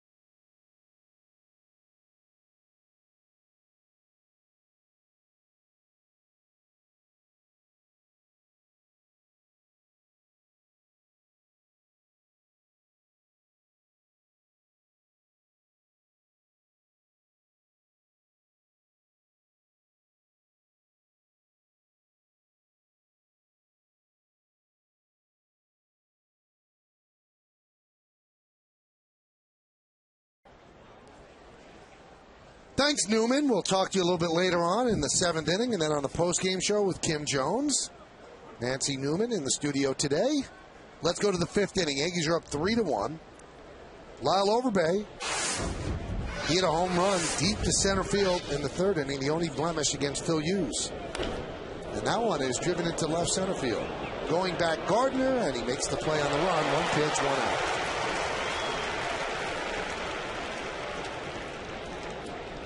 Gardner and Granderson cover a lot of ground out there in the center and left, and closing the gap in left center field is Brett Gardner.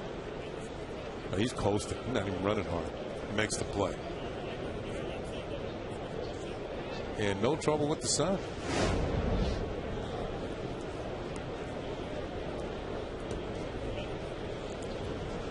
He's wearing sunglasses. Yesterday, did John McDonald have glasses on yesterday? I don't think he did. He didn't flip them down. He never flipped them down. Yeah. Molina swings at the 2nd pitch and lofts it to right center. On the warning track, Granderson puts it away. 2 pitches, 2 outs. Pitcher's dream. This copyrighted telecast is presented by authority of the New York Yankees. It may not be reproduced or retransmitted in any form, and the accounts and descriptions of this game may not be disseminated without the express written consent of the New York Yankees. Well, you know John McDonald's not going to swing the first pitch, so this is a free one. Wasn't it like a rule when pitchers hit, you couldn't do that? What do you mean? When they were hitting, too. Oh, yeah. Well, you can't. They don't want anybody to have a 3-pitch inning. Want them to work a little bit. Yeah, that would make sense. Yeah. What was I saying? Even if the pitcher said it would make sense. Yeah, just lay this one right down the middle. He's not going to swing. He's not swinging. And he laid it right down the middle, so that's smart pitch selection by Hughes. Will he swing at the second pitch? Yes. Popped up and out of play. He's got a chance. Phil Hughes has a chance to get out of here quickly with this one, with this inning. I was thinking about the sun problems that McDonald had yesterday on that fly ball left field. You think his sun is 93 million miles away. Something that far away make a lot of trouble. A lot for the left fielder at Yankee Stadium.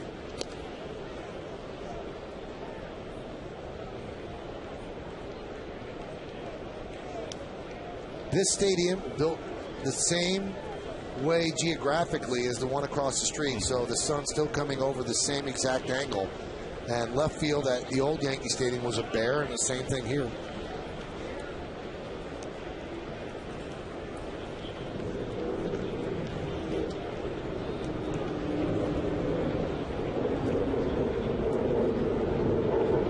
And the 1-2.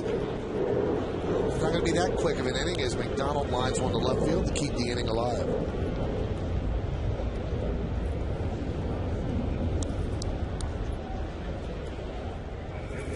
Let's take a look at the results of the Toyota text poll. You've been texting us at 58772, and the question was, should Steven Strasburg be an all-star?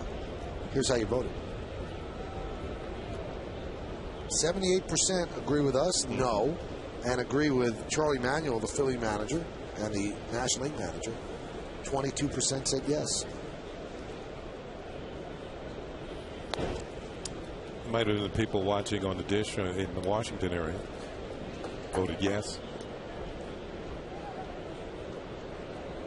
And by watching us, they're voting yes.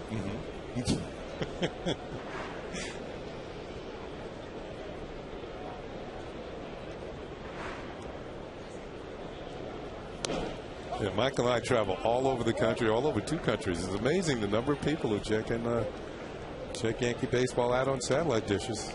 We appreciate it. Well, the extra inning package has really made all of the regional sports networks national in a sense. If you get to see every single game wherever you might be located. So if there are Yankee fans in Arkansas, you can get the baseball package. Yeah. So we appreciate it. Yeah, cable systems do that too.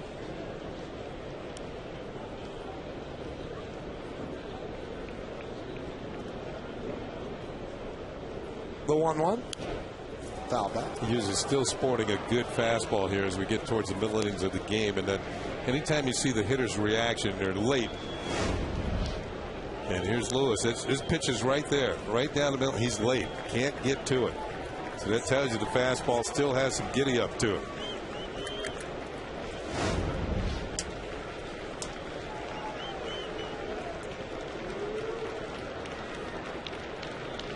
The 1-2. Gets away from Posada. Allows McDonald to scamper to second. So wild pitch.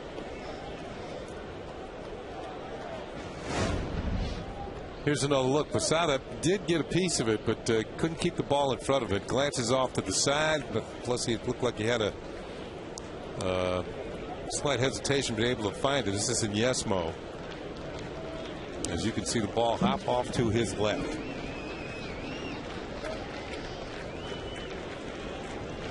Lewis 0 for 2. Struck out and grounded into a fielder's choice to third. 2-2. And the count 3-2. Hey, what an honor for Phil Hughes. Think about it. He had to battle to win the 5th starter spot during spring training. Was a reliever last year. Joe Girardi said to me yesterday that if you look at Phil Hughes' numbers out of the bullpen last year, they were as good as Mariano's in '96. 3-2. He said, I think he was just as important. A lot of people with the Yankees don't know if the Yankees would have made the playoffs last year if Phil Hughes did not serve that role as a bridge to Mariano. And here he is as a starter in his first year in the game is about 15 minutes from his hometown, 10 minutes maybe, and he's going to be in the All-Star game. That's outstanding. David Price has the most wins in the American League for Tampa Bay with 11. Then Sabathia, Pettit, and Hughes all on one team, tied with 10 with Verlander, Lester, and Buchholz. A lot of good years in the American League. 3-2. He missed outside and a walk to Lewis. You know, when so many pitchers, I mean, we are about at the halfway point right now. So many pitchers with 10, 11, certain with 11. We could be seeing a run at 20 by several pitchers this year, 20-game winners.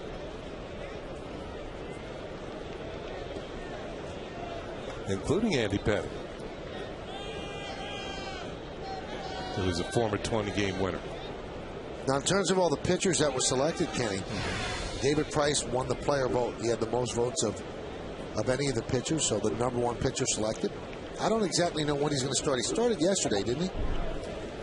So if he started yesterday, he's going to start Wednesday or Thursday, same as Andy Pettit, so he could start the game.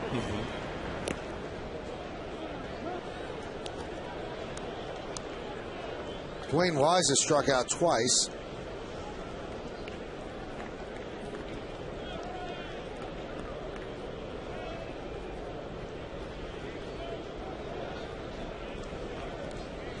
The pitch. Driven deep to right field. Fair ball, it's gone. It's off the pole. A 3-run home run for Dwayne Wise. And just like that, the Blue Jays jump ahead 4-3.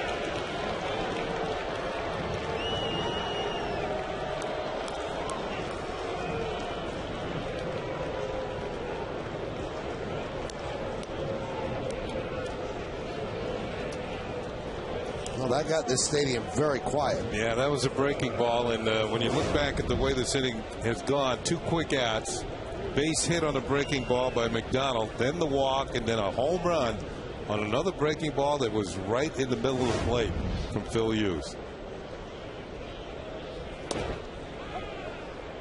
And a strike to Gonzalez. This one kind of just rolls up there. It was just a matter of whether it's going to be fair or foul. It was hooking, but it's going to hit the pole.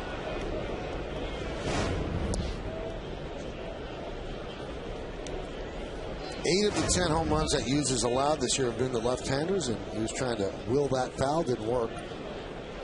Clanged off the screen.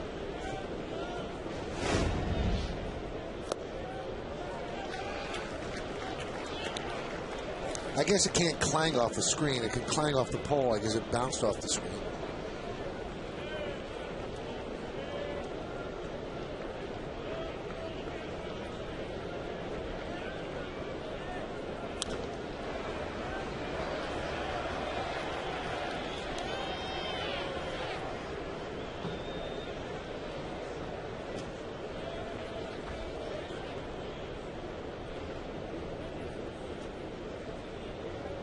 So Dwayne Wise with his first home run of the season.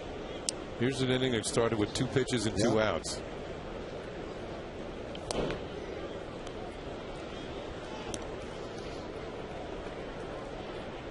Yankees would love to win this game. It would give them a 3-3 homestand.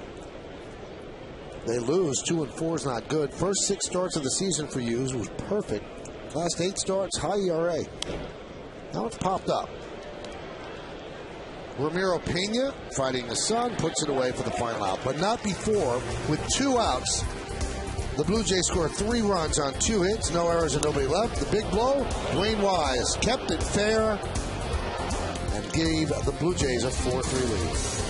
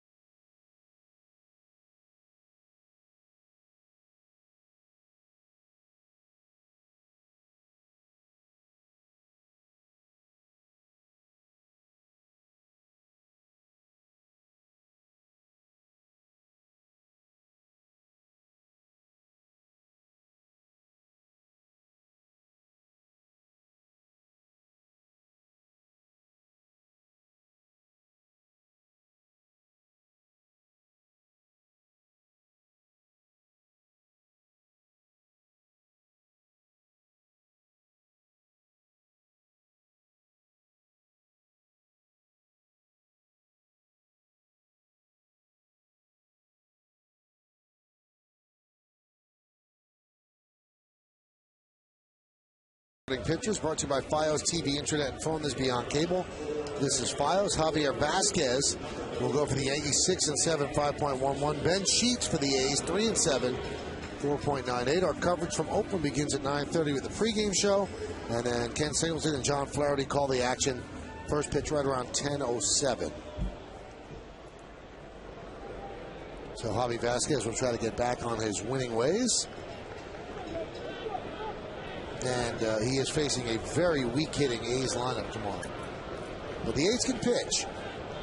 Trevor Cahill actually made the All-Star team. Yeah, he's going to match up against CC during the series. Dwayne Wise with a 3-run home run. The difference in this game right now is Toronto leads 4-3. Nick Swisher leads off. Swisher, Teixeira, and Rodriguez. Well, Brendan Morrow was down 3-1. Now he's got a 4-3 lead. Let's see how he reacts here in the bottom of the 5th inning.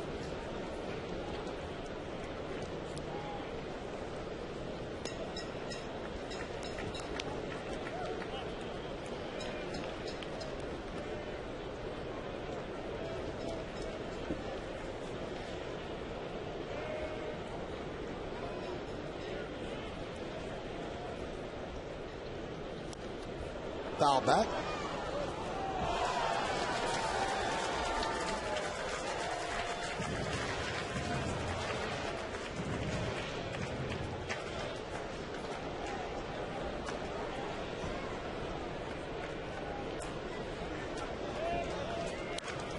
Line drive, a base hit to right center off the bat of Swisher.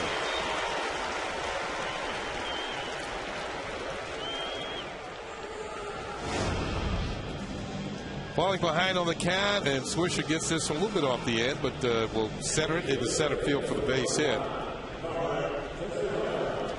And gets it started for the Yankees as they're now in a comeback mode, down 4-3.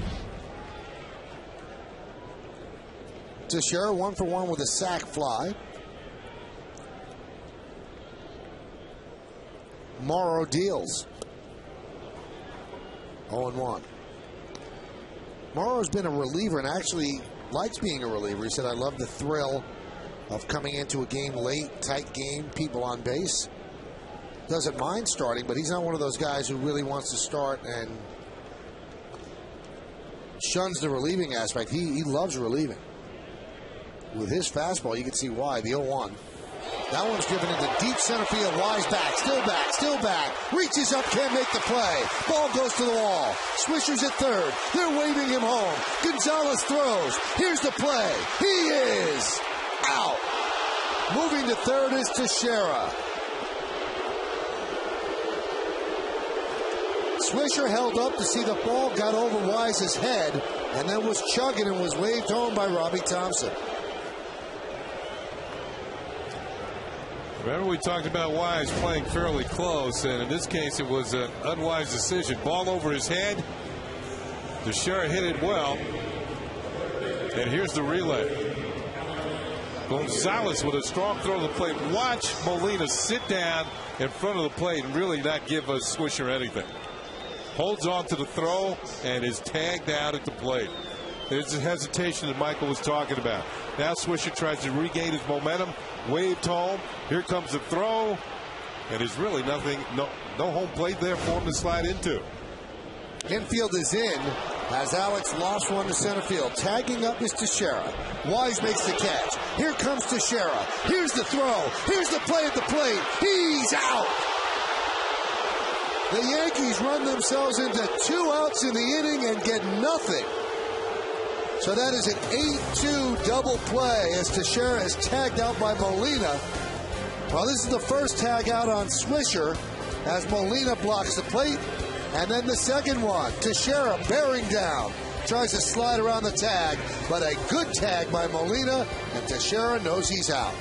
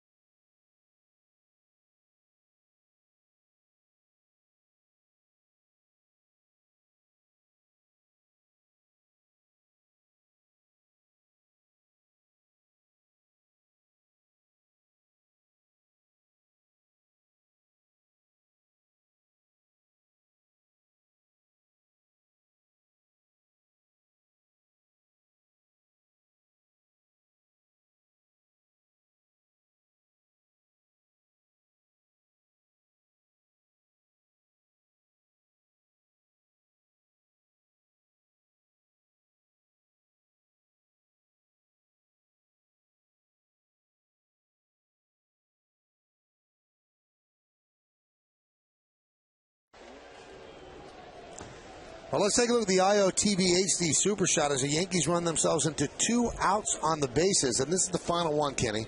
Well, watch the glove. No, this is the first one. Yeah, that's Swisher. Swisher being tagged out. You can see Molina sit down right on home plate. Bautista pops one up. Pena will put it away for the first out. Good job by Molina blocking home plate. And here's Teixeira. Doesn't really get a chance to block it, but see the tag. He makes him go around, which means he doesn't have a direct route to home plate. And Tex, watch his left hand. He's reaching for the plate, but the tag is on the back before the hand can get there. And all that is on Yesmo. So 2 ways of blocking the plate by Jose Molina. Fouled away.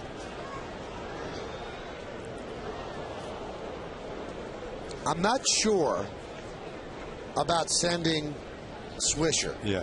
Especially with nobody out, and especially because he stopped at second to see if the ball got over. But I think sending Teixeira was the right move. Yeah. It took a perfect throw and a perfect tag. If you hold Swisher third, you got the inning kind of set up, second and third, and nobody out. So the Blue Jays lead 4-3.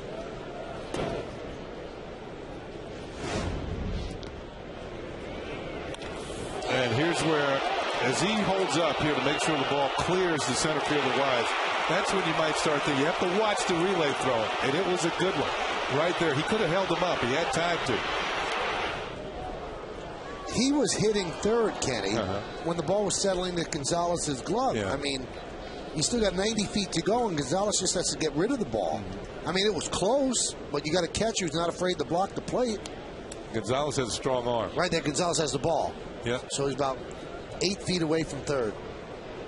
So he's got 82 feet to go. Gonzalez just has to throw the ball. The 1-2 outside. And here's the throw. It was a good throw. One hop and just a great block of the plate by Molina. 2 in a row by him. Jose Molina's in the big leagues because of his defense, and he just showed it right there. Here's one more look at the block of home plate by Molina. Watch him just sit down in front of home plate. Shin guards, and nowhere really for Swisher to go except right into him. And it's just a matter of whether Molina holds on to the ball, and he did.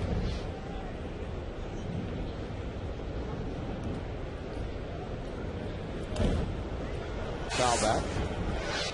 You wonder, he's got the shin guards, and you can see that Swisher slid right into his shin guard. If a runner's going in with a slide feet first or even head first, catcher doesn't care. He's not going to get hurt. Now, if you want to knock the guy over, that's a different story. Then there's some trepidation. Both Teixeira and Swisher, especially Swisher, had a chance to plant Molina. I don't know if Teixeira did. That one is driven deep to right field. Swisher back.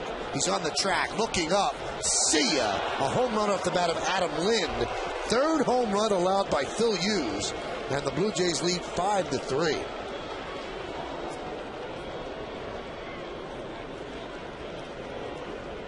For Lind, who's had many a struggle this year, that's his 10th home run of the season.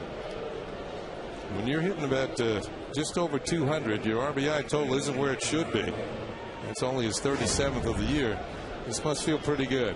Pitches up, middle of the plate. He got good wood on a good quick swing, and it lands in the Yankee bullpen.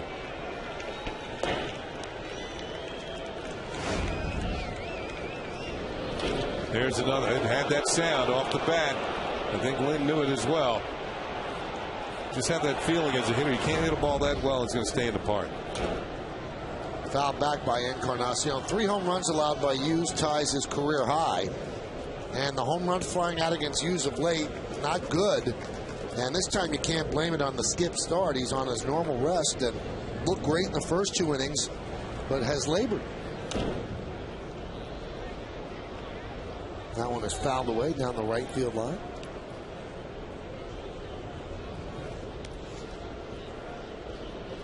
David Robertson getting ready.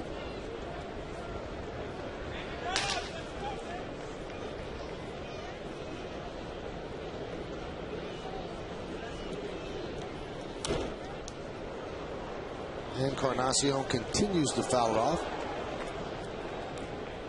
We've seen a lot of foul balls against Hughes in his last 5-6 starts. I don't know if he doesn't have that late hop that he had early, but he's not been able to put people away. Yeah, the high fastball, and sometimes pitchers who throw like him get a lot of fly balls. And that's a line drive base hit to right center. And again, it's on a breaking ball. It seems like he gives up on putting people away with the fastball, Kenny, so he tries to get the breaking ball, and it's not snapping. And not today, it isn't. And Dave Island coming after the mound to slow things down here. It was Wise hitting a breaking ball for the home run, but more importantly, I thought the key hitter back in the last inning was that the breaking ball that McDonald got a hit on. There's the breaking ball, and it's not such a bad pitch. No, not at all. But Encarnacion stays with it, drives it over second and into the outfield for a hit.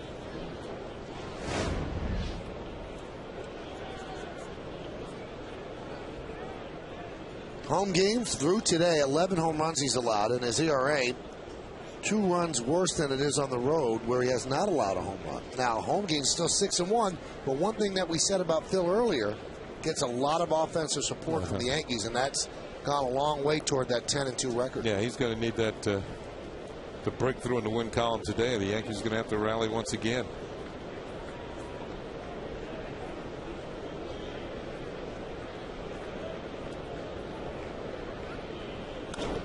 That one is served into left field. Coming on Gardner. He dives, and he makes the play.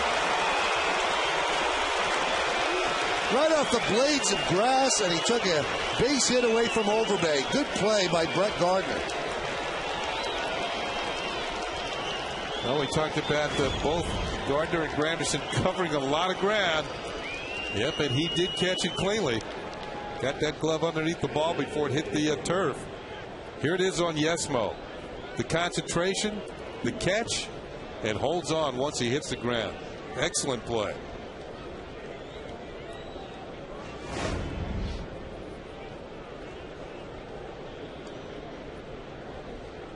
We told you about how the team scores for Hughes. Well, how about this? They score an average of 8.49 runs. So let's round it off. 8.5 runs a game when Hughes starts.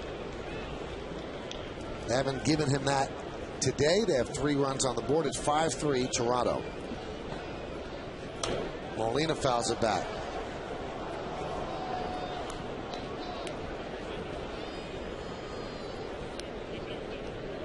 We talked about Molina's defensive ability. He was Yankee fans remember him here in New York with the Yankees. Got a World Series ring last year. But he's also hitting .297 this year, which means the opportunities he's get, he's making some contributions with the bat. I think when he plays once every 5 days, he can hit in the high 290s. But if you're going to play him all the time, he's going to break down. They're going to find holes in the swing. He's going to get tired. I think that happened a lot last year with all the injuries the Yankees had. But he can be a pesky hitter. He can run into one every now and then. 2-2. They hit the last home run at the old Yankee Stadium. Yep. He ran into that one.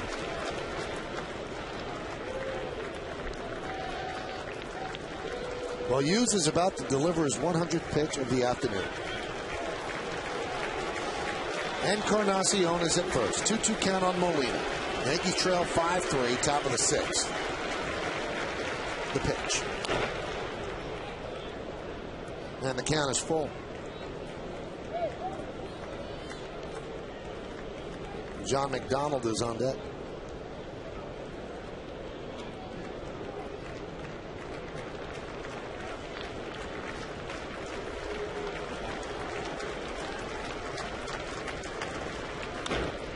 Grounded to short. Pena will go across the diamond, and that'll do it.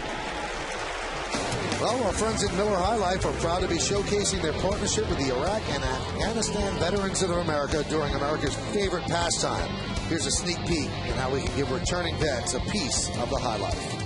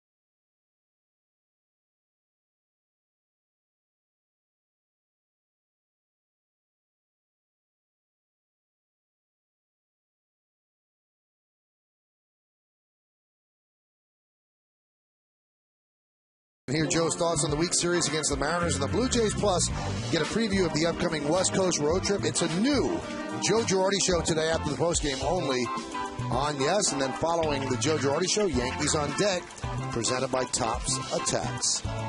So good stuff after this, but there's still plenty of game to go. As we go to the bottom of the 6th inning, Yankees with 3 home runs by the Blue Jays are down 5-3. Yankees have out-hit the Blue Jays, but those home runs have made the difference, Kenny. Yeah, this is what you saw early in the year from the Blue Jays. They're the top home run hitting team in the major leagues. Their pace has slowed somewhat of late, but they're having a reprise here this afternoon at Yankee Stadium.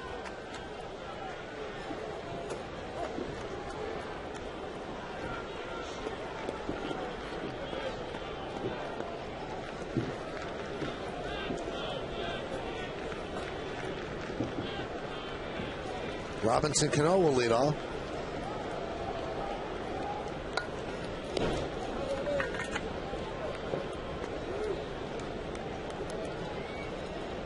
You had the feeling that last inning, Morrow was in the process of giving the lead away.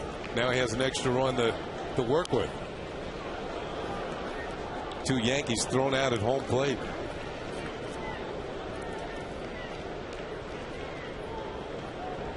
Jose Molina looming large at home. As it turned out, he was home alone. He survived just like McCauley did. The 1-1. Grounded foul. Grabbed there by Mick Keller. Nice play. He was a former infielder in the big league. Still has good hands.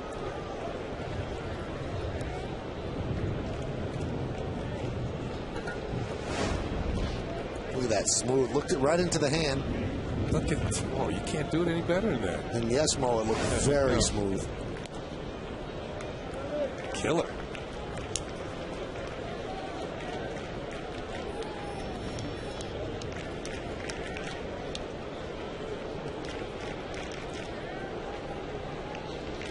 The 2-2.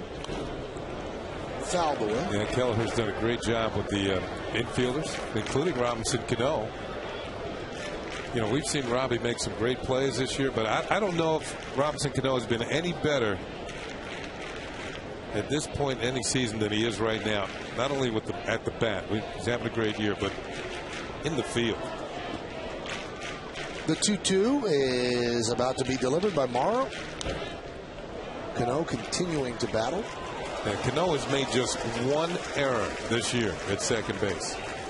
And it's not like he's not getting to the plays. You know, a lot of those fielding percentages can be bogus sometimes because there's a lot of players who don't make many errors, but they don't get that many balls either.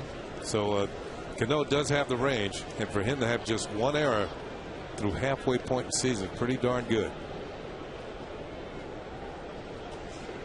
The 2-2. I wonder if the Blue Jays have an advantage with Molina behind the plate because he really knows this Yankee lineup very well. There for a couple of years, he knows their weaknesses. Now the pitcher has to execute, but in terms of calling the game, yeah, you think Molina has an edge.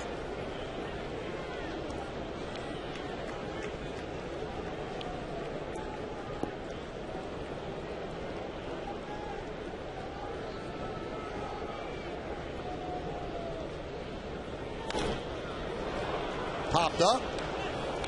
Long run for Lewis.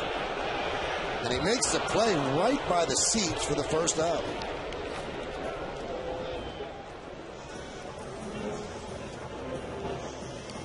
And getting back to your point about Molina, as we watched Fred Lewis get over near the wall and outreach the fans for the ball for the out.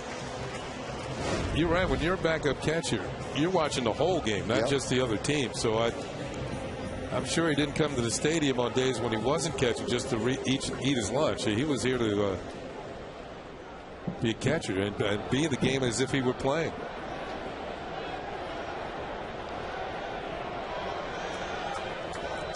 There's Posada. Right up there at the plate. The Yankees' former 1-2 punch behind the plate.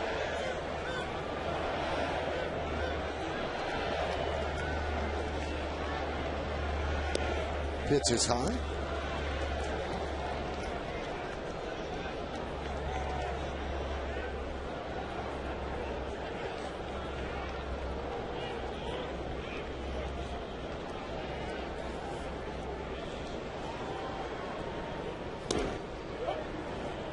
There's a strike, 1-1.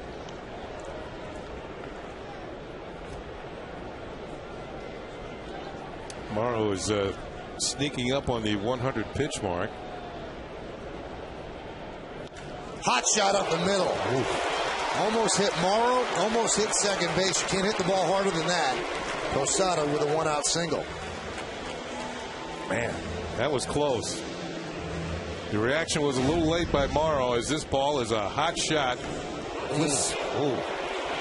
That was a screamer.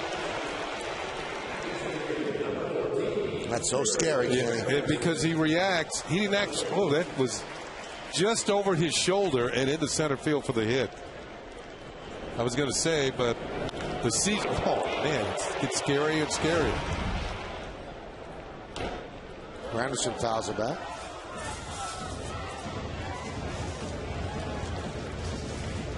I don't think he saw that, Michael. I think he heard it. He heard it and just reacted, and the ball was already by it.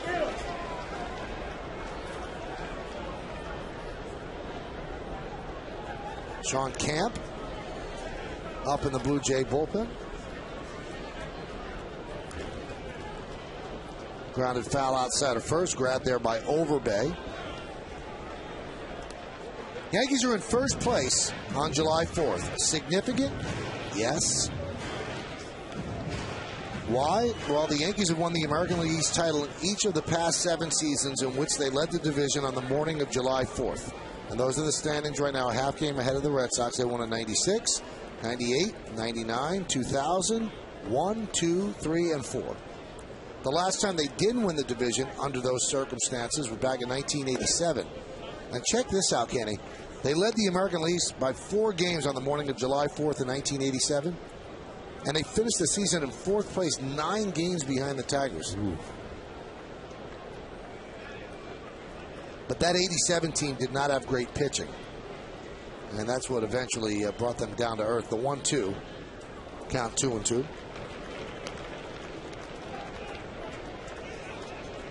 Well, we saw it last year as Cito Gaston, Bruce Walton, Ligon. The Yankees really closed out the deal last year. In the second half of the year, they played like gangbusters. And then on into the playoffs.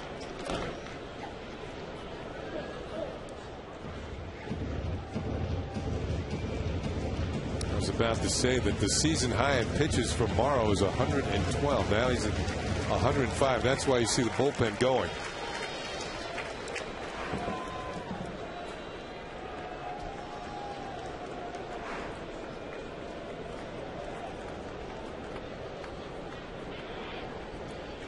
Two. Missed with the breaking ball inside. Morrow wanted that one. Might have been a little upstairs. And also maybe a little inside. You see Molina trying to just definitely bring it back towards the strike zone. 3-2. They'll do it again. Posada was not running on 3-2 with 1 out. You have a hitter at the plate that fairly high strikeout totals, and Posada's not particularly fast, so that's a combination for a swing and a miss and throw him out double play. And inning's over. You don't want Morrow at this point. He's tiring. You don't want to get him out of an inning quickly. 3-2 again. Swung on and missed. Got him swinging. 2 away. Looked like he might have chased. This ball's well out of the strike zone. And Granderson in the swing mode, it couldn't even reach it. It was that far out of the zone. We mentioned this the other day that when the Yankees scored 11 runs of walks and a hit batter, Huffman got hit by a pitch, kind of fueled that inning. That helped put extra men on base to be driven in. And that's why walks are so important to keep innings going.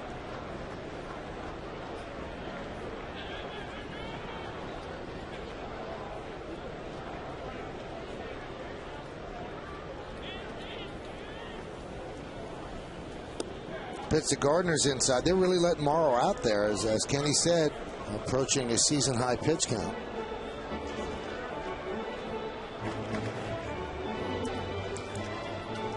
Bruce Walton going to slow things down a little bit.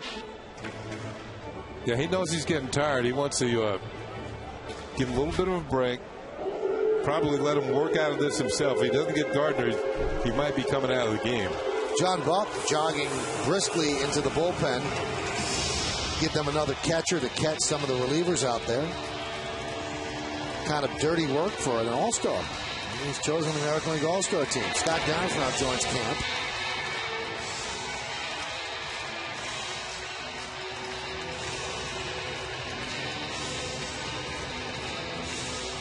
Buck decided to go across the field. You can go underneath the stands, but he wanted the shortcut, and Walton gave him time to do that.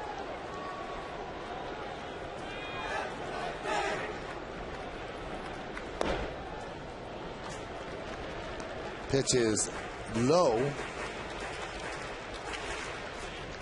to Gardner.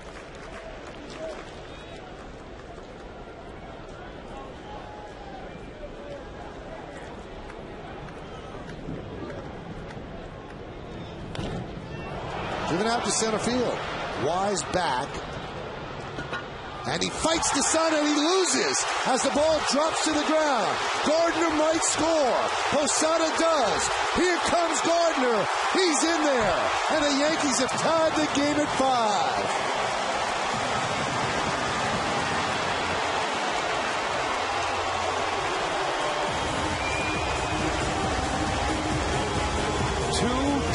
In a row, a Jays outfielder has been thwarted by the sun. Looks like he has it till about right. Oh, it hits his glove. This is going to be an interesting scoring decision. Yesterday was a double, the 3 runs batted in. Now the ball actually hits his glove, so he might get an error. On Yesmo, off the fingertips. And with Gardner's speed, he's not really busting it. He thinks he's out. But about right here, he sees there's trouble. Man, can he run. Bringing home the tying run. It's 5-5. Now there's a question on whether or not he touched third. They're going to appeal. He came very close to cutting the inside corner. And the third base umpire, Dan Iasonia, is going to have the ultimate decision. You can see Encarnacion is waiting for the appeal. Now they give Gardner a home run, and they say he did touch third. So it's not an E8, it's a 2-run home run for Gardner of the weird variety. And take a look, did he touch third? You're trying to cut the bases as close as possible. Wow, he must have just nipped it. Yeah, I think just as he was pushing off the bag and headed for home, he got it. That's his second career inside the park home run. And the other one was against Minnesota, and Jesse Crane was on the mound. Well, we told you that Wise was playing shallow, so not only was he fighting getting back, but then he's fighting the sun, and it's a fight that he lost, the same fight lost by John McDonald with A-Rod up yesterday. It's almost like yesterday's scoring decision influenced today's. It was the same sort of play. They both seem to have it until the last little bit. They lose it in the sun. I believe, Kenny, in that instance, I mean, I guess you don't want to penalize the player because of the sun, but there should be a team error. That a pop-up should not be a home run. And what A-Rod hit yesterday shouldn't be a 3-run double. It just shouldn't be. I think that's the perfect place for team error, because why should you penalize the pitcher for getting a pop-up? I mean, that's an easy fly ball to center field, and Morrow now has given up a home run. That's silly. Yeah, yesterday, if we're going to look at today's play, this one actually makes contact with the glove. Right. Yesterday did not. But I think because they both were plays that were influenced by the sun, outside influences, you call one a hit, you got to call the other one a hit. Wow. What if a ball hits a clump of dirt and takes a bad hop and the shortstop bobbles it? Is it a base hit? No, it should be an error if it's dropped. Usually bad hops, if you can see it, they'll call it a hit. Swung on and miss. Molina gets an angle, and that's going to do it. Wow. A very, very strange inning. 2 runs, 2 hits, and the sun has been really an enemy to the Blue Jays yesterday and today. The Sun on the Yankees side as we go to the 7th, 5-5, and the Sun with 2.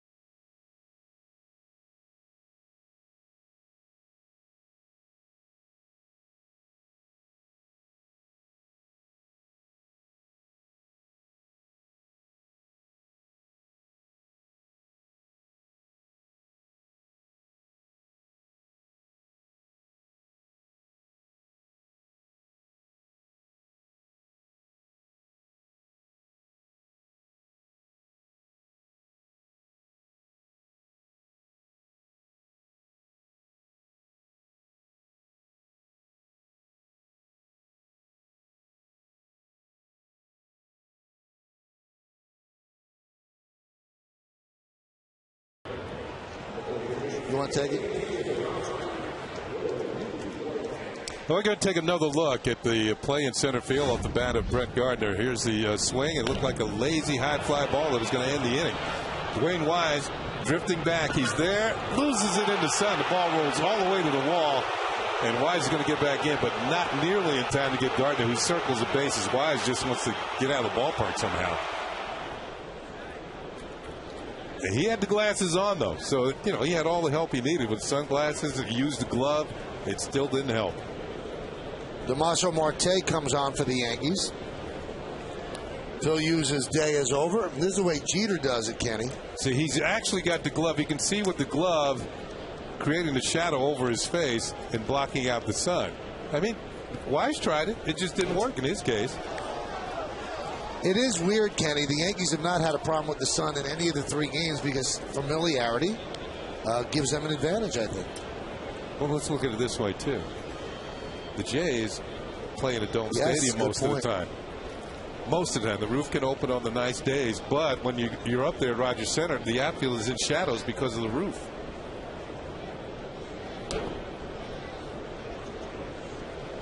Joe Girardi makes the call to the bullpen, brought to you by AT&T. Rethink possible.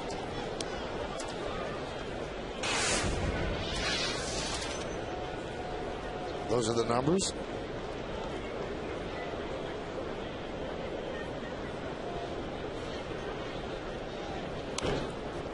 That one is lined into left center field.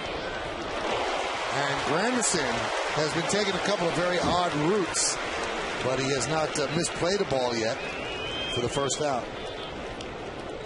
Well, it shows us what he did. He was reaching across his body, then he has to reach back the other way. Whoop, wait a minute.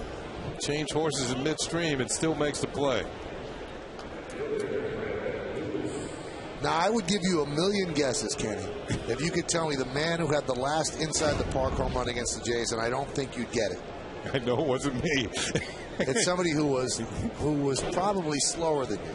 And you aren't very slow, but this guy's slower than you. Verizon Wireless scoreboard at 5-5.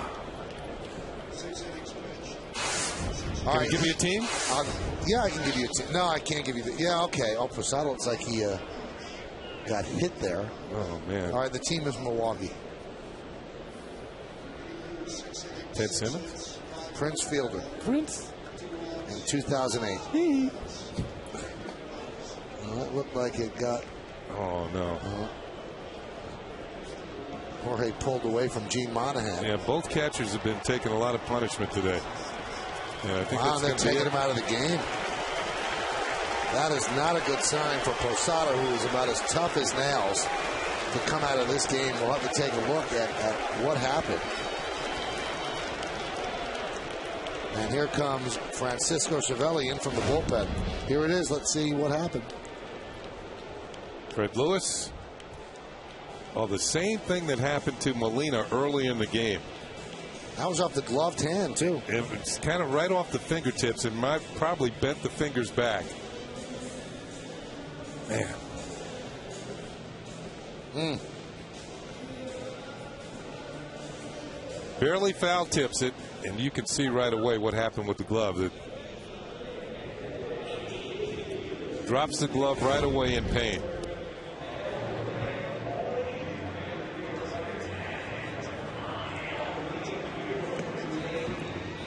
And Tony Pena, Yankee bench coach, is warming up Marte. Boy, he was some catcher. Yeah, cool. Multiple gold gloves for Tony Pena. And he's been responsible, well, quite responsible for the good play behind the plate by Francisco Cervelli and Jorge Posada. I mean, he's helped them both out. But certainly Cervelli, as he teaches them the role and what it takes to be a major league catcher. Hey, next Saturday, July 10th and Sunday, July 11th, it's history in the making as Yes presents the first ever broadcast of baseball in 3D. The Yankees take on the Mariners live in Seattle. And Yes will bring you the game as you've never seen it before, presented by Panasonic and DirecTV. 3D coverage starts next Saturday, July 10th at 10 p.m. Call your cable or satellite provider for details on their 3D offer. Well, we'll keep an ear out for Posada and what the deal is with his left hand, the fingers on his left hand, as Cervelli takes over behind the plate. And an 0-1 count on Fred Lewis. Game is tied at 5.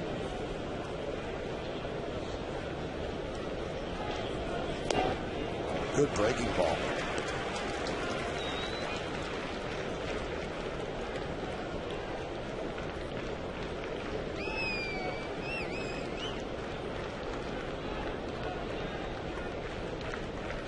The 0-2. Missed outside. Well, Lewis has actually hit lefties pretty well. He didn't play in yesterday's game, but he's hit lefties at a 292 clip. A little bit better than he's hitting right-handers. 280 overall. Pitch high. So Phil Hughes went 6. He will not be involved in the decision, but he gave up 3 home runs. Had some problem finishing off batters, and his breaking ball got hit. 2-2. Fouled away.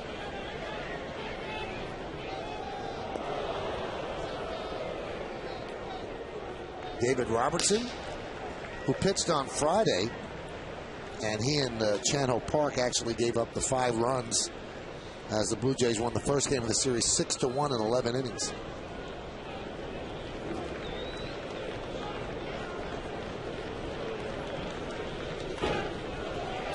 Think about it, Posada's had a rough year with foul tips. The ball was foul tip off his foot, cracked the bone in his foot. And hopefully it's not that severe today, but he did look like he was in some kind of pain as he left the field. And hopefully it won't be all that bad concerning the Yankee catcher. Very important to the Yankees over the years, and certainly again this year. The 2-2. Swing and a miss. Lewis down on strikes. Let's check out the Blue Jays in-game box score, brought to you by McDonald's. You got the home run by Wise, a 3-run shot off the right field foul pole. Adam Lind a home run. Lyle Overbay a home run. John McDonald has scored a run, and there you have it. That's the scoring for the Blue Jays.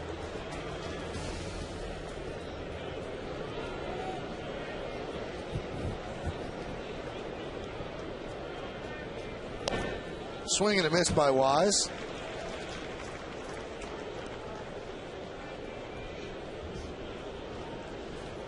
Wise is 1 for 3, 2 strikeouts, and that home run on a breaking ball. Strike. That's why Girardi brought in Marte. He figured he could battle through against McDonald. He has 2 lefties after that. The 0-2. And he did quite a job, Marte. Works a 1-2-3 inning as Dwayne Wise strikes out for the 3rd time. No runs, no hits, no errors, nobody left at the end of 6.5. Time for the 7th inning stretch here at Yankee Stadium. The Yankees and the Blue Jays are tied at 5, but never has it been more important to listen to the words of God Bless America than on Independence Day 2010. So we will stay right here on Yes.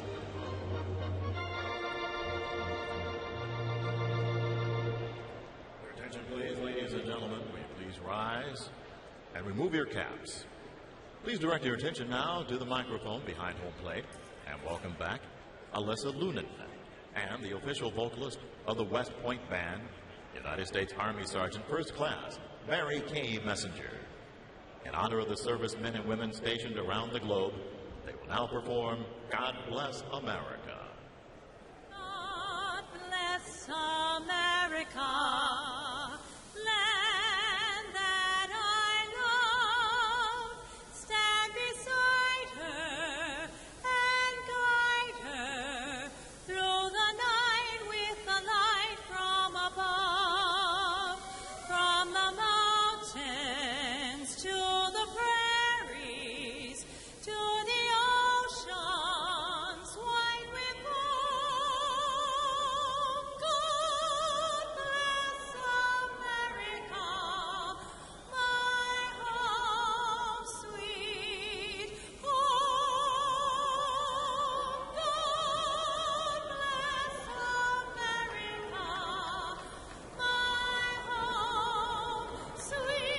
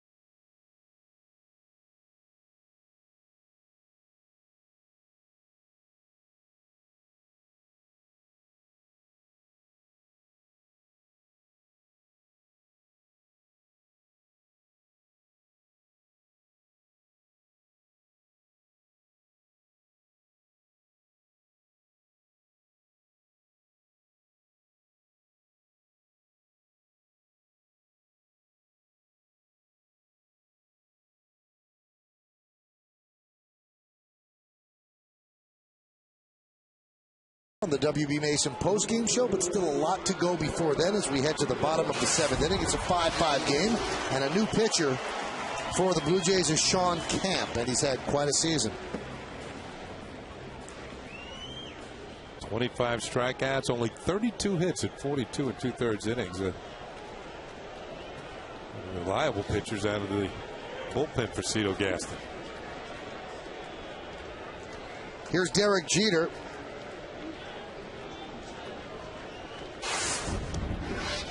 And the pitch is a strike. 5-5 on the Verizon Wireless scoreboard.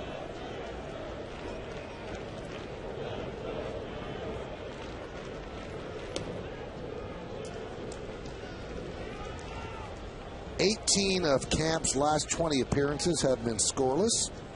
And he will face the top of the Yankee order, Jeter, Swisher, and Teixeira. And that includes his appearance in the opening game of this series. Pitched a scoreless inning in the third.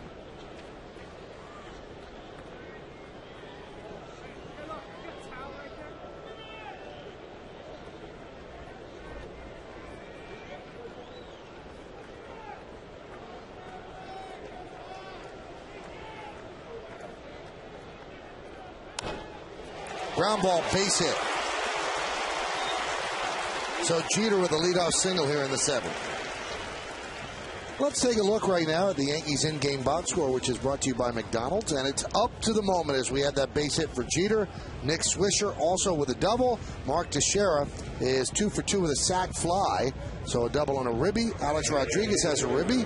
Robinson, Cano, and Curtis Granderson, the only ones not in the party, but Granderson has scored a run. And Brett Gardner, 2 for 3, and his inside the park, Sun-aided home run has tied the game at 5. So let's see if Swisher bunts.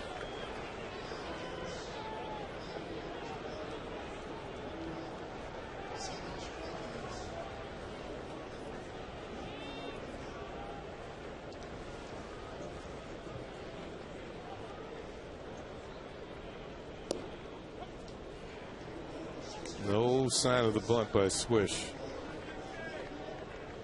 One sacrifice bunt this year.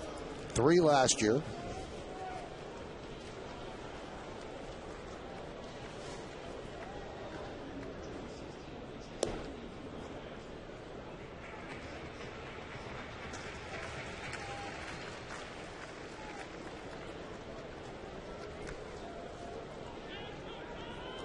Nick Swisher is part of a group of 5 that will be voted on for the 34th and final spot on the All-Star team. And he's making a bid as he picks up his second hit, moving Jeter over to second. That just was past the diving try of John McDonald. Speaking of that, the All-Star voting isn't quite over yet. Today through Thursday at 4 p.m., you can vote for the 34th and final player for each league roster. Go to Yankees.com and cast your All-Star game final vote for the final 2 All-Stars for the game in Anaheim. Vote at Yankees.com today. So that single by Nick gives him 2 on the game. It's 23rd multi-hit game of the season.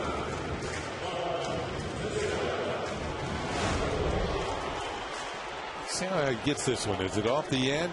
Ooh. Broken bat single. He makes the trade, though. Yeah, he would, especially because he's come back with 2 hits his last 2 at-bats. Teixeira rips one to right field. It is a base hit. It goes down the line. Cut off there by Bautista. Jeter scores easily. Swisher's at third. It's an RBI double for Teixeira. His 3rd hit of the afternoon. And the Yankees lead 6-5. Mark Teixeira is now 9 for his last 20. And he drives in his 2nd run of the afternoon, and the Yankees have the lead. Right in the middle of the plate, stays back, rips it into the corner.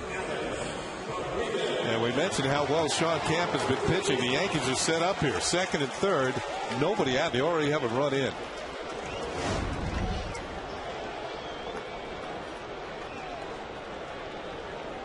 Infield is in. A-Rod at the plate. Pitch outside. No, they called it a strike. Nipped the outside corner.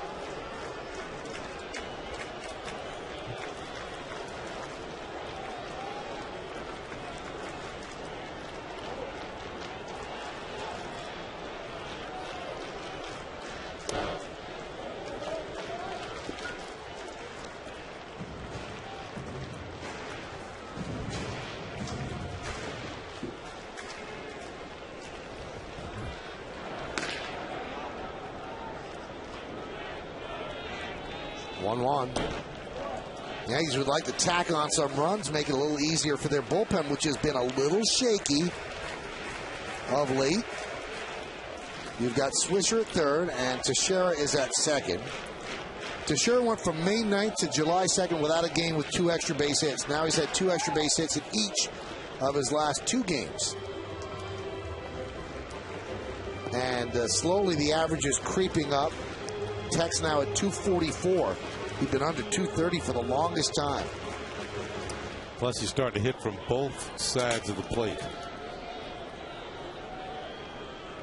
Makes him doubly dangerous. Check swing. Did he go? Yes, he did. So Alex down swinging with 2 runners on in the infield in. He's going to come in. He thinks this is a fastball, but it's actually a slider and couldn't hold up. Yeah, I get the feeling Cano's not going to get a chance to hit here. On deck is Cervelli now, not Posada. Remember, Posada left the game with the injury in the top of the inning, so it makes sense to walk Cano. Now, Cervelli's been great, though, with runners in scoring position all year, but it's still a better bet to go against him. And if they want to, they can lay back and play for the double play and try and get out of the inning. I mean, this is an easy decision. This guy's the league's leading hitter, although he hadn't been hitting much against the Blue Jays this year. And he's also 1 for his last 13 with his 0 for 3 today, but this is the move that makes sense. But let's look a little deeper inside the numbers. Cervelli is 6 for 10 with the bases loaded in his career with 16 runs batted in. So he has that going for him.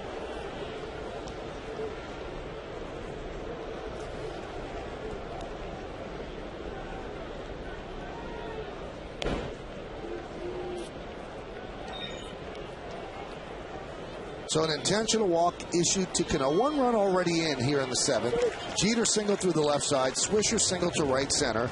Then Teixeira double down the right field line to drive in Jeter. Second and third, nobody out. Rodriguez struck out. Cano is intentionally walked, and it brings up Cervelli for his first at-bat of the game.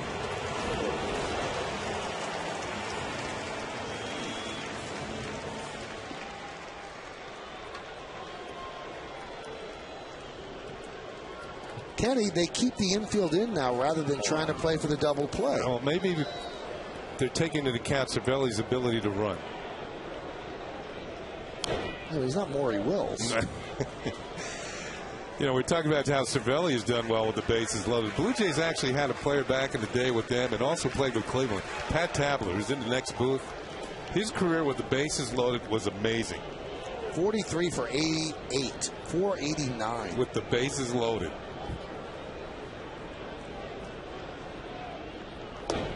He had 108 RBIs in those spots with 43 hits. Wow. No pressure on him.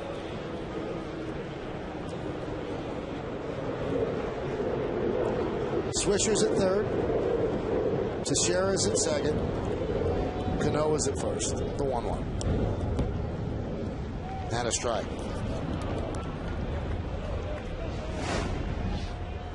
Went to the breaking ball. Actually missed the target. That was a pretty good pitch to hit, but obviously Cervelli fooled with the break of the pitch. It was right down the middle. Camp got away with one. 1-2. Still 1-2. Molina wants to talk with Camp.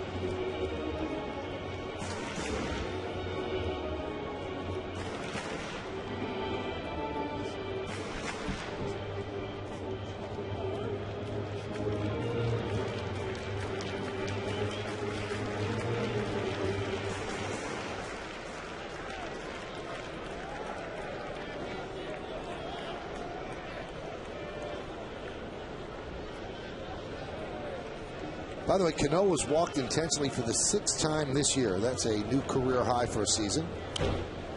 Popped up. Right field. Bautista makes the play, runs into the wall, fires home. Here's the play. He is out. They get Swisher for the 2nd time in the game trying to score. What a throw by Bautista for the 9-2 double play. The Yankees get a run. 2 hits and 2 left. Watch this throw by Bautista. He throws a bullet on 1 hop, and Molina with the quick tag. Swisher thought he was safe. He might have been right.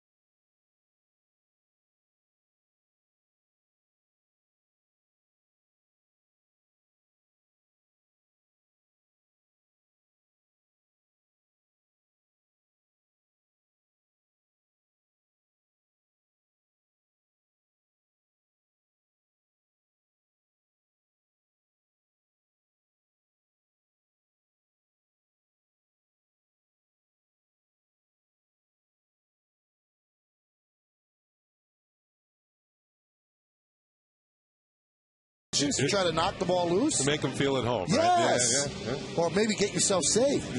I mean, the Yankees have had 3 runners thrown out at the plate. 2 by Nick Swisher, 1 by Mark Teixeira. It's unbelievable. Yeah. Bautista made a heck of a throw. He's got one of the strongest throwing arms in the league, and he showed it off there to get Swisher at the plate. Pretty special throw and a good tag by Molina. Yankees Baseball on Yes is brought to you in part by J&R Music and Computer World and by Ford, the official truck of the New York Yankees. All right, so the Yankees have themselves a 6-5 lead. Could have been more. Camp escapes relatively unscathed, and now they turn it over to Jabba Chamberlain, who struggled on Friday against the Blue Jays. A 1-0 lead handed to him by A.J. Burnett, and he couldn't hold it. Became 1-1, and then in extra innings, the Yankees lost. First batter he faced on Friday was the man at the plate right now, Alex Gonzalez, who was robbed of an extra base hit by Brett Gardner.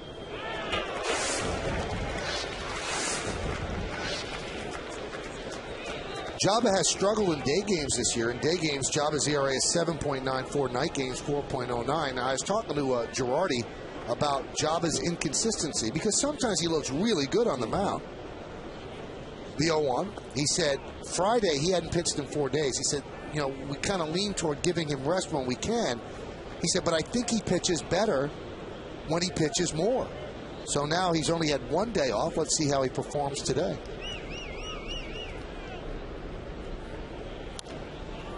You know, you made a really good point, 98-mile-an-hour fastball. Yeah. That Gonzalez long drive that was hauled in on a great catch by Gardner might have kind of scared Jabba out of his routine because he didn't look the same after that. Well, he looked a little tentative. The counts went a little deeper. He ended up walking Bautista, who scored the run that tied the game. Yeah, I know Bautista's having a good year leading the league in home runs. When you guard a 1-run lead, though, you can't be handing out base on balls. That one is lined into left center, giving chase. Granderson, he makes the play. So Gonzalez hit the ball hard, but Granderson got a very good jump.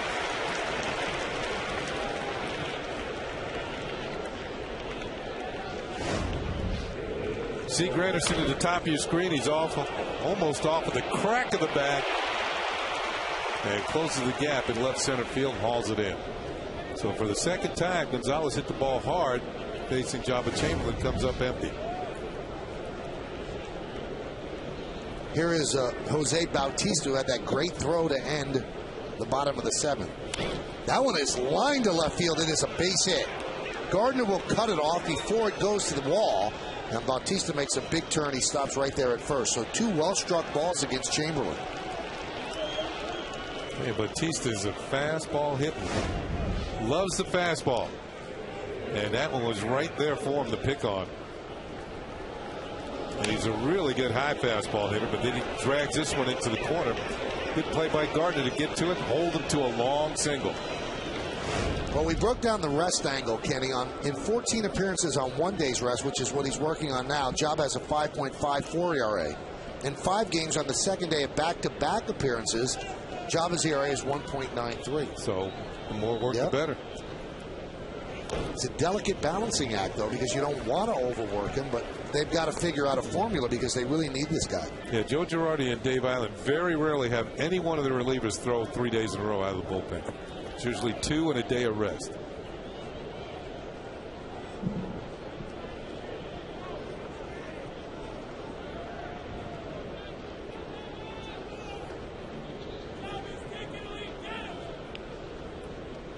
Pitch to Lind is fouled away. Lind is 8 for 13 with a home run against Jabba. I want to clarify one thing I said earlier. You see the hats that the Yankees are wearing, and all the teams around baseball, at least one time this weekend, will be wearing the hat, stars and stripes. And Major League Baseball, I said, is giving all of its profits to the veterans of the wars that keep this country what it is. Well, a couple of people have emailed me, a couple of fans, and said, well, we've gone to the MLB.com site. It says $1 is going toward the veterans, the O2. And that's true. See, MLB.com and all the stores are retailers. They're chipping in another dollar on top of everything that Major League Baseball is giving up. So Major League Baseball is not making a dime off those caps. All royalties are going to the veterans and their families, and that's why they're wearing them this weekend. So just wanted to clarify that because a lot of people thought, well, it's just a buck. No, it's not just a buck. It's a buck from the retailers. But everything Major League Baseball makes will go to charity. The 1-2 upstairs.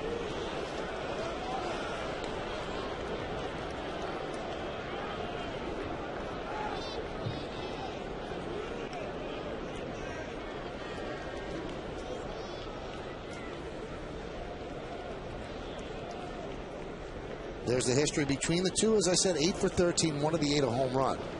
2-2 right now. Lind had a home run off the right field foul pole on a breaking ball by Phil Hughes in the 6th. 2-2.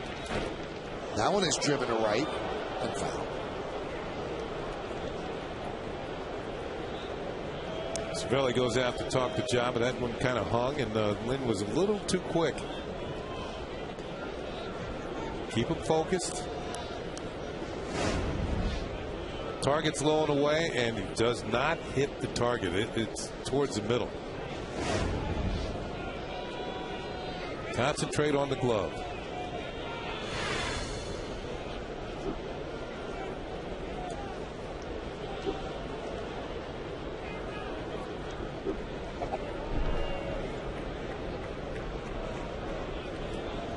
Along with Ken Singleton and Kimberly Jones, I'm Michael Kay, and you're watching Yankees baseball right here on Yes. We thank you for spending your 4th of July with us. It's 6-5. Yankees lead the Blue Jays in the 8th. Lind cannot hold up on that nasty slider in the dirt, and Lind down on strikes. You saw Cervelli go out and talk to Jabba. Maybe said, why don't we try this? Counts in our favor. Why don't we try and get him to chase a pitch out of the strike zone? He wants it down, out of the zone, and Lind obliges.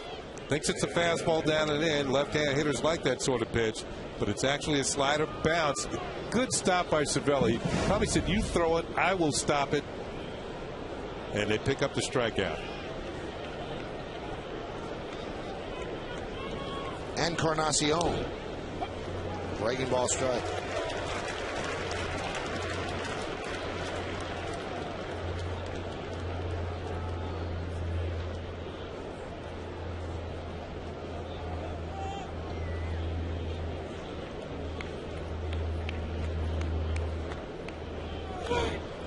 Popped up. Right side. Cano giving chase. And Nick Swisher makes the play for the final out of the 8th. So Jabba does a good job. No runs a hit, no errors. 1 man left. We go to the bottom of the 8th inning.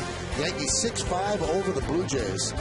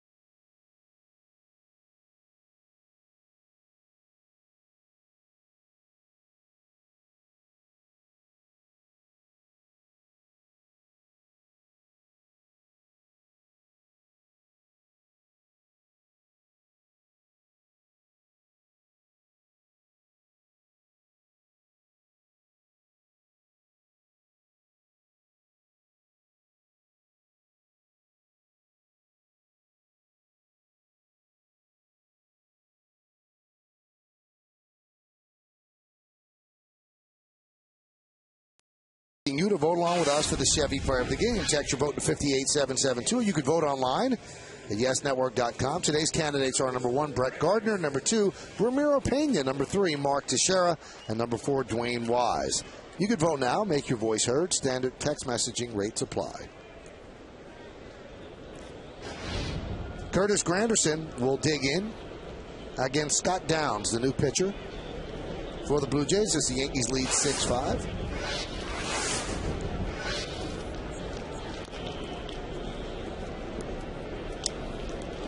Much in the same way that Joe Girardi went to Marte with a couple of left-handed hitters scheduled.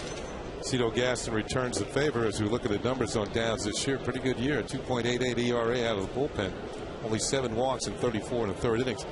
The Yankees have 2 left-handed hitters scheduled this inning. Back-to-back here in Granderson and Gardner.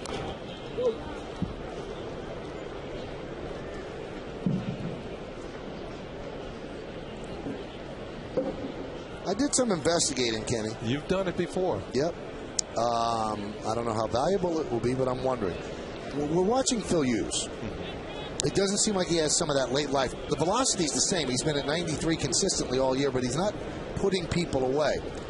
Well, with his 6 innings today, he has 94 innings on the season already. Okay, so this is the official halfway point of the season, 81st game, as Granderson swings and misses. You know how many he had all of last year in the big leagues? Innings? Innings. Well, because of working in relief. 86. 86. So right. He's over what he did. Now, he did throw 19 and a third innings in the minors. Okay. We're not counting the postseason. So in the 19 and a third, that's 105 and a third for the year. 94 this year. Now, the Yankees go back to 2006, where he threw a combined in 2 minor league stops, 146 innings. That's why everybody seems to think the Yankees will take him up to 175 or 180. But maybe right now he's just in that dead arm period where, because he's past the point that he pitched in the regular season last year. So this is new for him. 3 home runs allowed today. 1 was on a breaking ball to Wise. Overbay hit a pretty good pitch. I mean, he was out over the plate, but he smoked at the center field. And Lynn hit one pretty well, too. I think that was on a fastball. Just a thought as people try to figure out why. Pitch outside to Gardner. Well, investigating is supposed to create controversy. I think the Yankees realize that, he's going to have to get through the wall. When you work only 2 innings at a time out of the bullpen, it's a different animal that's starting. And they knew that they would run into this. And it's how he responds and how he gets through it.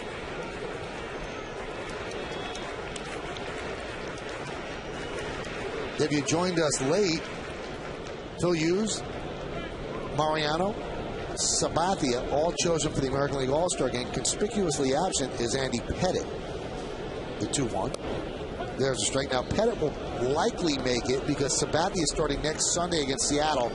He would be eligible to pitch then in the All-Star game. So he's been named to the All-Star team. He is an All-Star. He would be removed from the active roster, and then they would slide Pettit in, I think. And Pettit could actually start the game, but I would think David Price, with his 11 wins, will probably start the game. Right back to Kemp, except that Downs, and there are now 2 outs. Yankee fans take center stage on Monday, July 19th for the first annual Bombers Boomer Broadway Softball Classic and help support the Boomers Esiason Foundation and Broadway Cares. Game 1 of the doubleheader features stars of the Broadway squaring off at 11:30, followed by Yankees alumni and celebrities versus the WFAN All-Stars in Game 2. All tickets are just $10. Call Ticketmaster at 877-469-9849 or visit Yankees.com for tickets.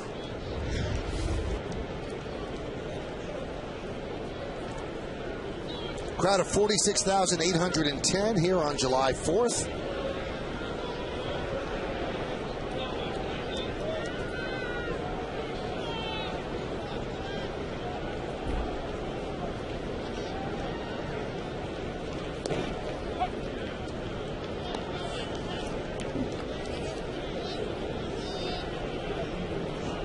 The 234th birthday of our country.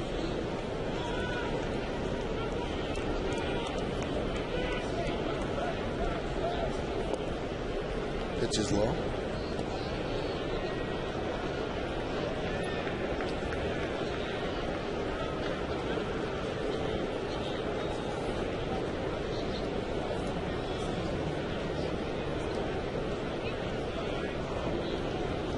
1-1. 1-2. Rare start for Pena, who has been struggling offensively, but today, 2 for 3. Infield single, run scored. Infield single to an RBI and a stolen base. And he struck out in his other at bat.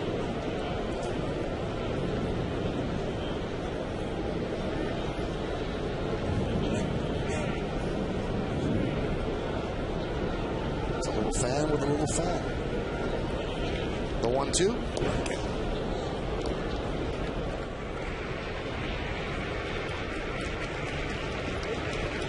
And for Pena, it's his second multi-hit game of the year. Yeah, bonus. You know, the fact is that Girardi hasn't been there. They get Jeter a day off one day, A-Rod the other day, and expecting good defense from him. Today he gets a run scored, run batted in.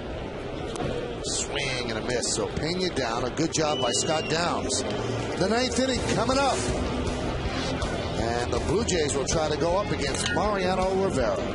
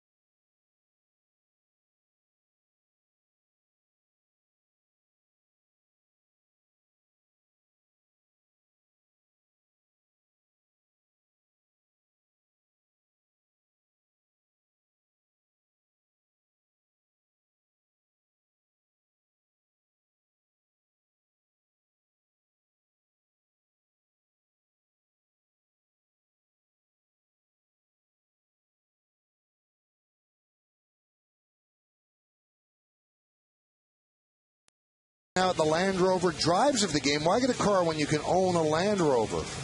Well, the Blue Jays, they lead the major leagues in home runs. They had the drives of the game today. First of all, it was Lyle Overbay in the 3rd inning with a solo shot straight away center field. Then in the 5th inning, this is a big one. 3-run home run gave the Blue Jays a lead. Dwayne Lives off the pole in right field. And then Adam Lind with his 10th home run of the year. That's into the Yankee bullpen. So the Blue Jays had our Land Rover drives of the game. A year ago today, the Yankees won a walk-off game against the Toronto Blue Jays right here by a score of 6-5. And Mariano will try to end it with the same score without any walk-off theatrics. This will be his 32nd game, 18 saves, and he'd be saving this one for Damaso Marte. Bottom of the order here is Lyle Overbay. There's a strike. The signature cutter in on the hands, and Overbay asking Dale Scott, hey, you want to get up here?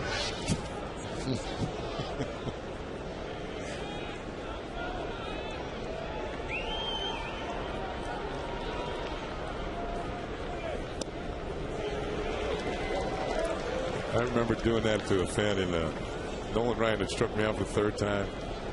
And he was yelling at me. I'd come back. I just kind of handed him back, tried to say, hey, can you go up there? You try and hit him. Ollie goes back door. And Overbay saying, really?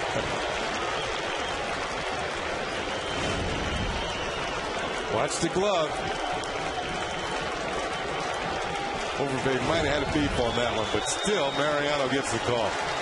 Close enough. 1 for 9 against Rivera. And the 1-2. There's a base hit to right field, so the Blue Jays are alive. A leadoff single here in the 9th inning. Let's take a look now at the play of the game, brought to you by Geico. 15 minutes could save you 15% or more on car insurance. That happened in the bottom of the 7th. Mark Teixeira with his second double of the game. That's going to drive in the go-ahead run as the captain, Derek Jeter, scores. And it gives the Yankees a 6-5 lead. That's our Geico play of the game. Teixeira, 3 hits this afternoon. Well, Molina, let's see if they have him bunt. Usually you play for the win on the road, but I've never bought that. I think you have to tie the game before you can win it. Let's see what they do. Not bunting. Fouled away.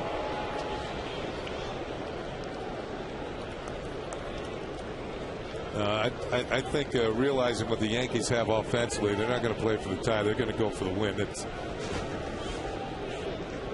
And if you're Mariano, you also know that Molina's a good double play candidate. You get him to hit the ground balls and one of your infielders. Now, Mo's never been a great double play pitcher because you don't hit the ball that hard against him. But the lack of speed by Molina might even things up just a bit, even if he hits the ball softly.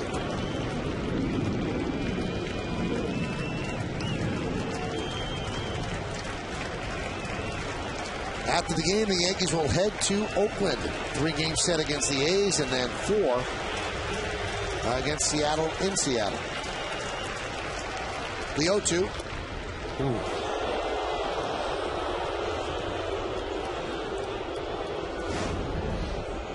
Target's away, and the pitch is a little away. Trying to lead Molina across the plate, maybe get him to chase it.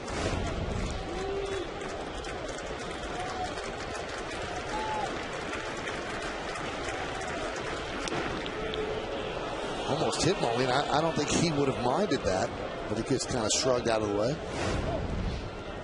Trying to come back inside and get in on his hands. Almost a little too far inside. 2 balls, 2 strikes. Nobody out. Overbay is at first. 6-5 Yankees lead, top of the 9th inning.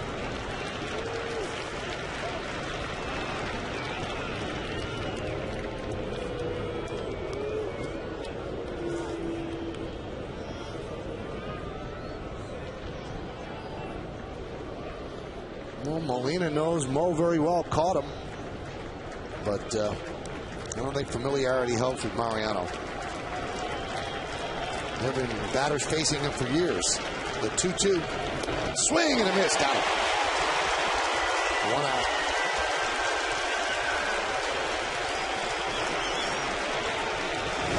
Well, no double play, but he gets it out. You can see the grip on the cutter.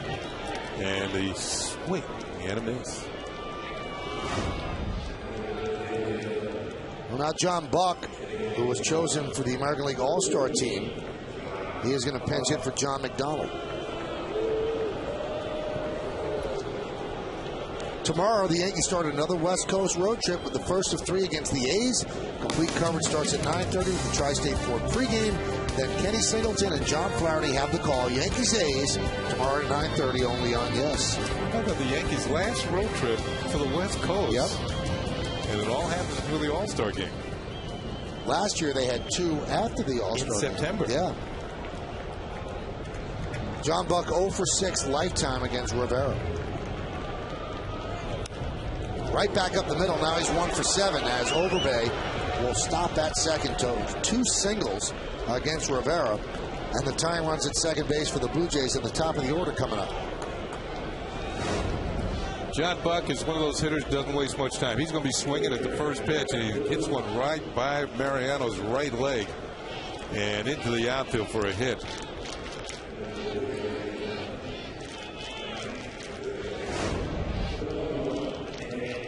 Nick Green is going to pinch run for Buck. Green is the go-ahead run. Although you lose your second catcher. And that puts a lot of pressure on Molina if there is extra innings. Very hot day here at the stadium. First pitch temperature was 93 degrees. Here's Fred Lewis. Strike.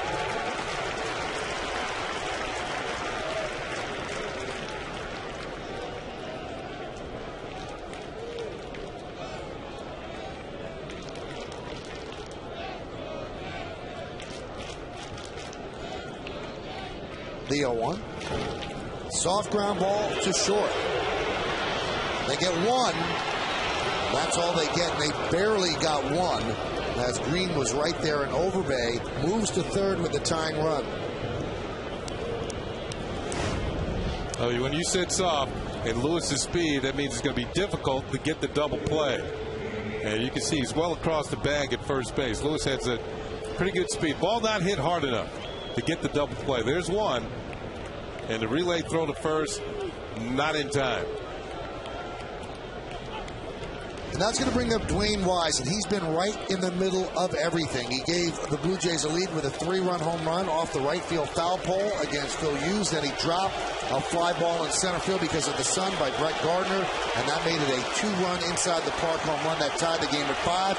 He has a chance to tie this game up at least for the Jays. And he fouls it back.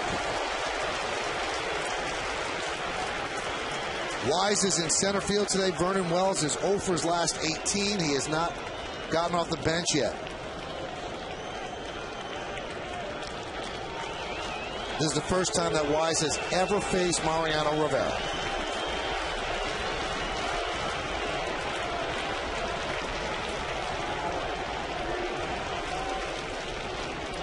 Making sure that Wise was not out of the batter's box there. The lines that are put in before the game are long since been gone. He's getting about as far back as you can get.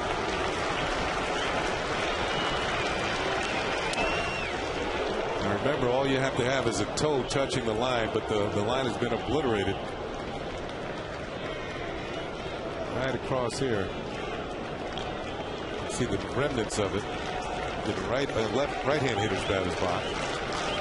Well, he looks like he's out. Yeah, it does. Runner goes, and that one is looped into center field. It's a base hit.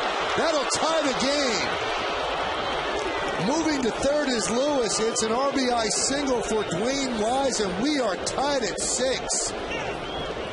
Rivera had converted 24 consecutive saves against Toronto dating back to 2004 until this. And see where the pitch is. It just got enough of the plate that Wise was able to just get a little bit of the bat on it and bloop it over the head of Pena for the hit. Here comes Overbay with the tying run as Fred Lewis will move to third. Ball was just maybe 3 or 4 inches away from the intended target.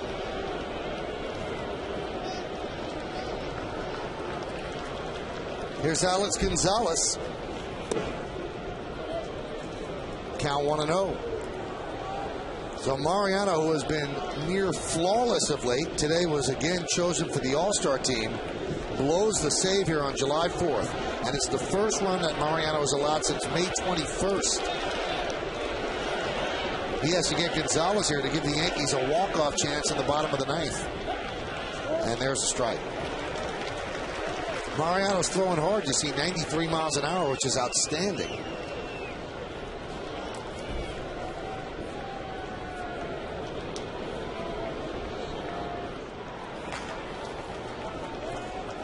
Kevin Gregg, the closer, is up for the Blue Jays. 1-1.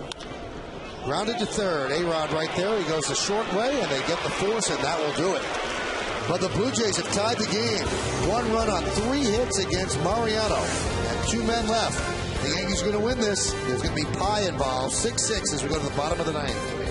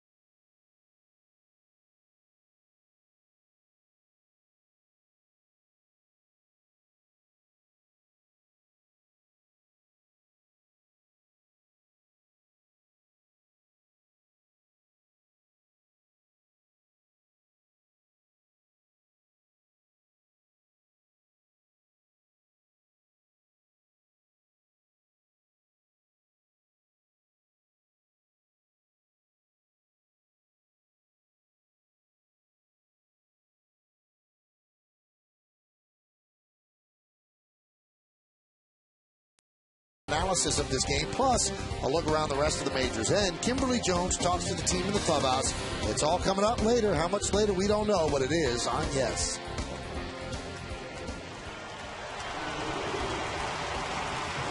Mariano allows 3 hits for the first time all year. And Mariano says, stupid. He is upset as he blows the lead, but the Yankees still have an opportunity here in the bottom of the 9th inning. Jason Frazier will come on, the 4th pitcher used by the Blue Jays. This is the rubber game of this 3-game set. And it'll be the top of the Yankee order, starting with Derek Jeter. High fly ball, center field. Wise makes the play. 1 pitch, 1 out.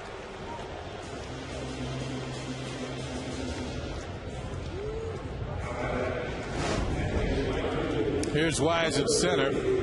And seems to have no problem with that one. He hauls it in for the out. Saw it all the way.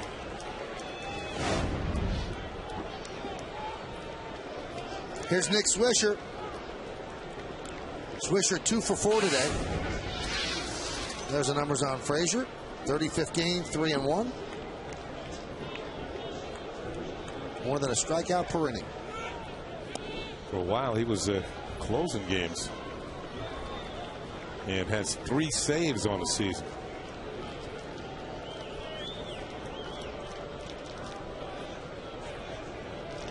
Swisher flied out to left twice, then a single to right center. And then another single right center. Been thrown out at home plate twice in this game. Once in the 5th. And then once in the 7th on throws from the outfield. 1 by Wise and 1 by Bautista.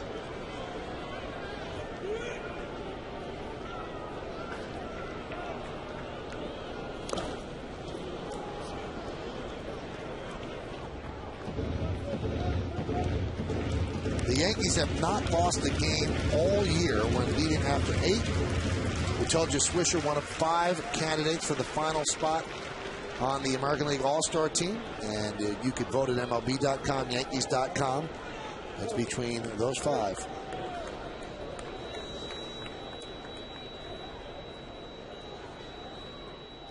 One, 2. The thing about Bautista throwing out Swisher in the 7th inning, that was actually a foul ball where he reached over into the stands, made the catch. And there's some outfielders, maybe with not as strong as arm as Bautista, would have let that ball go foul, thinking they could get Swisher out, or thinking they wouldn't be able to throw him out at home plate. But Bautista threw a BB to the plate and got him. Slow roller, going to be a tough play, grabbed by Encarnacion, and no play. 3 hits for Swisher. Just a squibber off the end of the bat. Good for an infield single. Off-speed pitch, he's out in front. You see the lunging type swing, but it's well placed. It was all that Encarnacion could do to keep this from getting by him, and maybe even a 2-base hit for Swisher. So it's an infield single. Here's Teixeira, who has been swinging the bat very well. 3 hits and 3 at-bats and a sac fly. It's his 9th 3-hit game of the year for Swisher.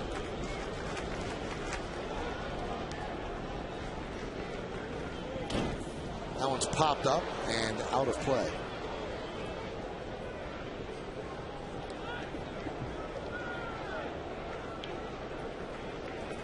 Average closing in on 250.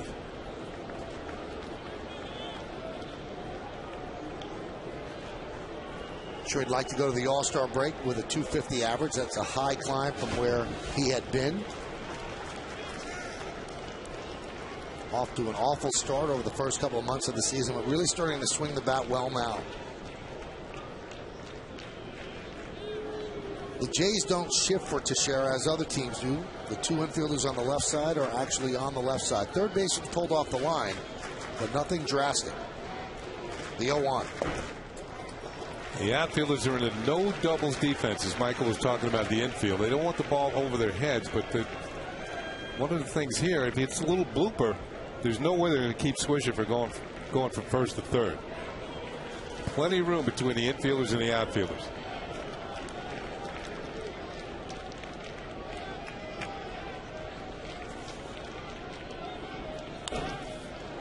Grounded toward short. There's one. On to first. Not in time. That'll give A-Rod in at bat.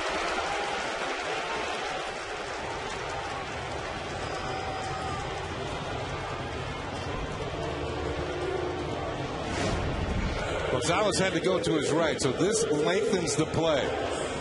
Makes it a little bit more difficult to turn two.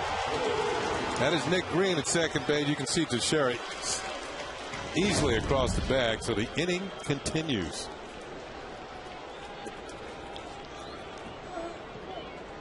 Look at the numbers against Frazier. 6 for 15 with a home run, 400 batting average. Alex today 1 for 4, an RBI single. He was alerted before the game that he was chosen by Joe Girardi to be on the American League team. Longoria won the vote. Adrian Beltre won the players' vote, and Alex chosen by the manager. And there's a strike. Alex has 62 runs batted in. Joe had 2 position player choices. The other one he made was Ty Wigginton of the Orioles. And then he had 5 pitching choices. The rest voted by the fans and the players.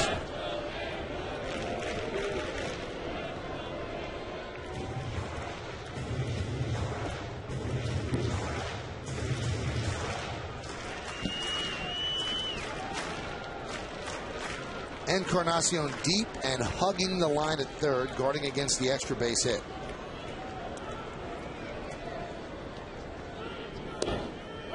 Now Nick Green, who pinch ran for Buck, who had pinch hit for McDonald. Nick Green stays in and is playing second base. Just nipped the outside corner, so the count 0-2. There's Nick.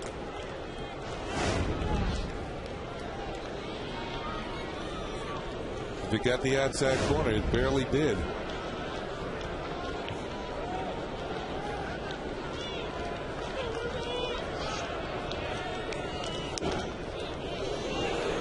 Count 1-2.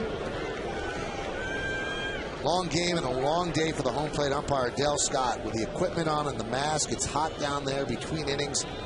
Yankee trainer Gene Monahan has been helping him out with some liquids and ammonia towels. You can see the sweat working its way through the shirt. It's a long day back there.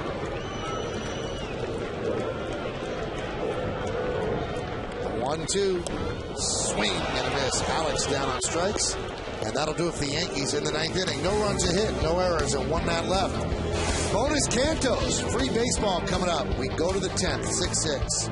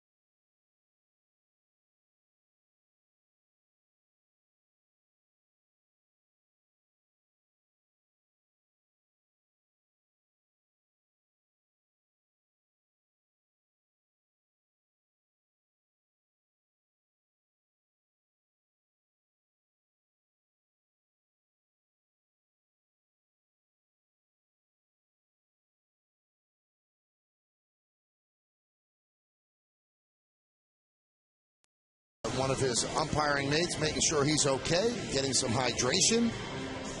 So he's going to work overtime on a very, very hot day out on that field. And now David Robertson will become the 5th Yankee pitcher. Phil Hughes started. He went 6th, then Marte, Chamberlain, Rivera, who blew the save, and now David Robertson. David with a 6.15 ERA. And he's going to face guys that can hit the ball out of the park. Bautista, Lind, and Encarnacion.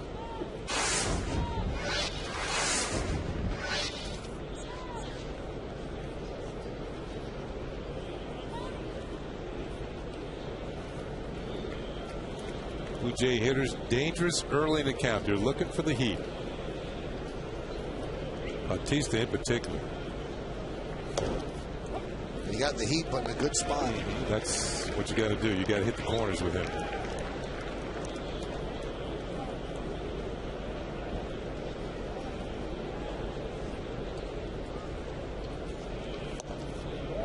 And another strike.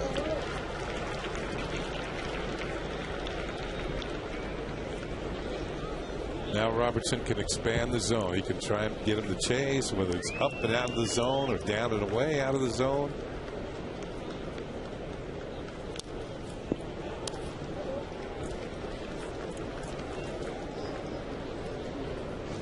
Here's the last pitch, and I think Cervelli wanted it even further outside.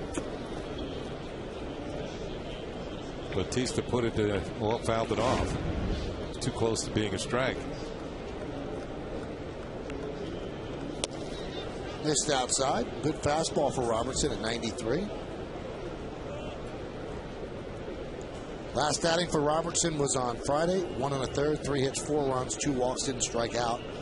3 of the 4 runs charged to him were inherited by Chan-Ho Park. That one is lofted into right center field. Granderson on the run, he can't get there.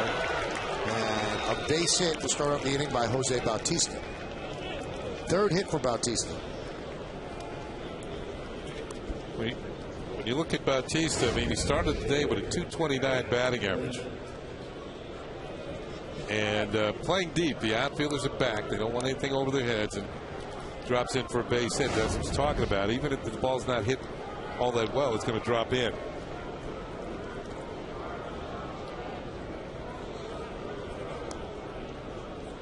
Now, Adam Lind has power. Do you think about bunting him? He's your number 5 hitter in the lineup. Because now the runner at first is your go-ahead run.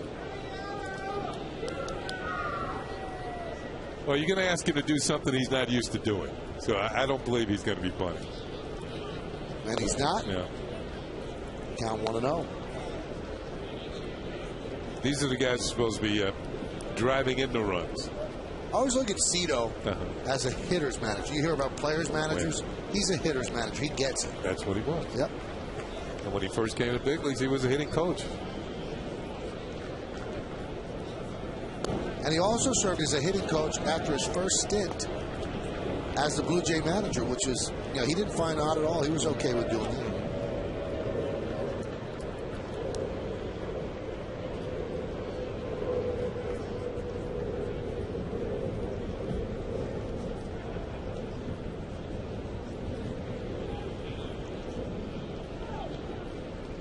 Many in the crowd of 46,000 plus have hit the road.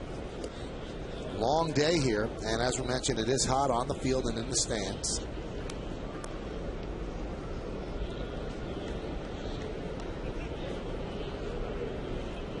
Bautista led off the inning with a single. 2-0 count on Lind. Now it's 3-0.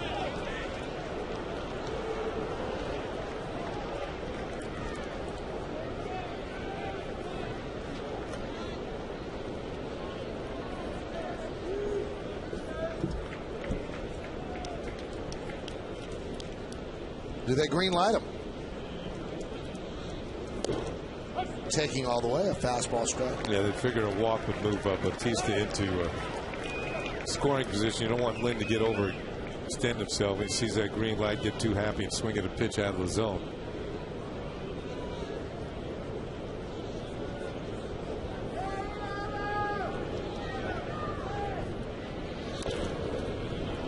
Grounded, foul. Teixeira couldn't handle it, but the first base umpire, Jerry Meadle's right there.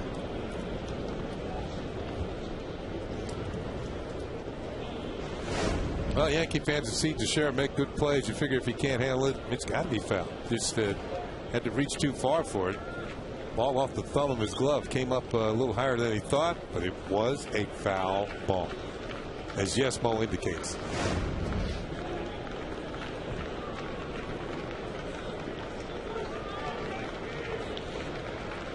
(3-2). Fly ball down the left field line, foul.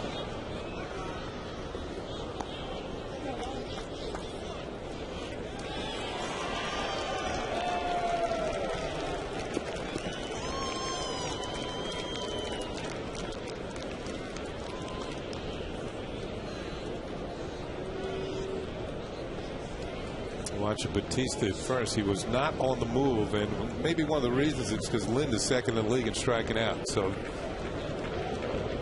you want to stay away from the 2 outs in one play. 3-2. Wow. Rides it up high. So runners on first and second, nobody out. And now Dave Island has to settle down David Robertson. Now, if you saw the pictures of Robertson in the dugout after he got knocked out in the 11th inning, he was very, very upset with himself. He almost tried to tear his glove apart. So you know now he's going to get excitable because he's come in, boom, the first 2 guys are on, and the game is hanging in the balance. So this might be more of a settle him down sort of visit. I believe so. As I look out towards the Yankee bullpen, there's nobody warming up. So at least these next few hitters are going to fall on his shoulders.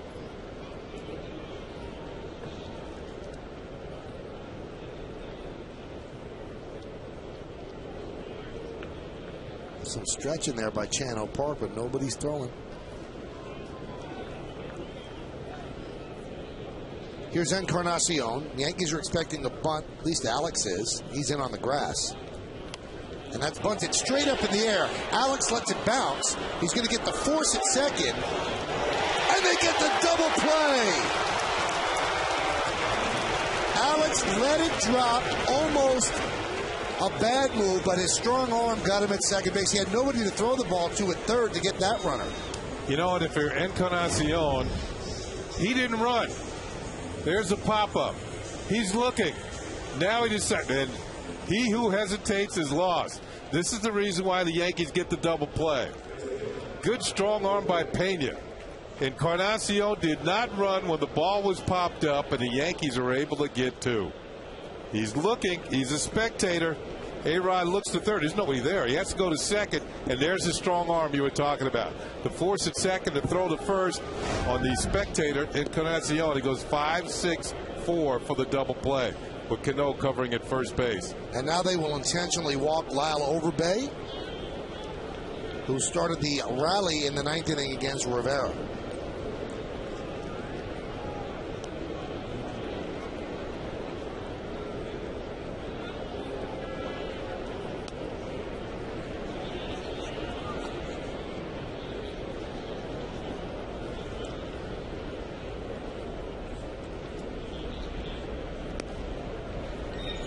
There's the walk to Overbay. Here it is. Pops it up. He realized, oh, I'm going to be easy out. Well, maybe not. Now he's going to have to hustle down the line. Too late. Nice stretch by Cano. Cano looked like a first baseman on that play. And Encarnacion is so running hard to first because he was designated for assignment earlier. And he knows he's probably going to get spoken to by Cito. So here's Molina. They have to pitch to Molina because you've already used your other catcher, John Buck. Molina is 0 for 4.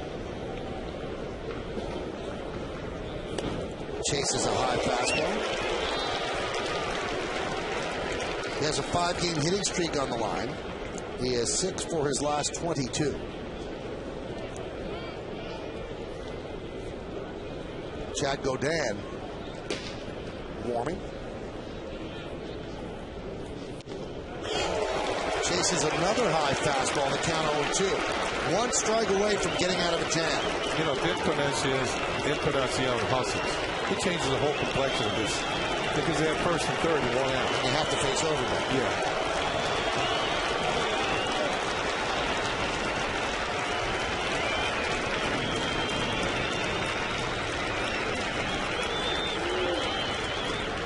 Now, in fairness to him, and I'm not defending it, you run hard all the time. That wasn't, I'm lazy, I'm not hustling. That was disappointment, and he just stood there and watched. Yeah. But you have to run. Yeah, disappointed or not. I mean, you should know what could happen to you if you don't run. The 1-2. Trying to get Molina to go up the ladder, and he didn't 2 in a row, so now it's 2-2. You got Nick Green, pesky hitter on deck.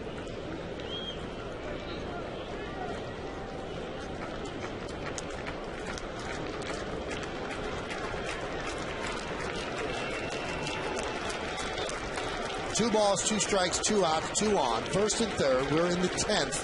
Blue Jays and the Yankees tied at 6. Swing and a miss. He got him. So Robertson works into and out of trouble as the Blue Jays strand 2. What a difference a couple of days make. Friday, he didn't do the job. He wanted to rip the glove apart. Not good. 4th of July, David Robertson. He's pretty pumped up as he strikes out Molina, and we go to the bottom of the 10th inning.